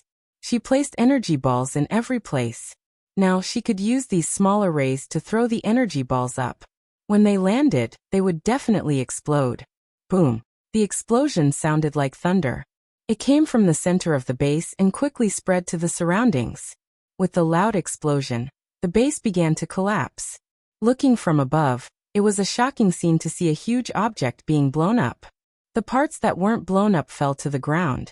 The world, which was as bright as day, suddenly fell into darkness. There were only flashes of sparks that were as beautiful as fireworks. How could the heavenly Tao not notice so many energy balls? Dark clouds covered the sky. Thunder and lightning rumbled in the sky.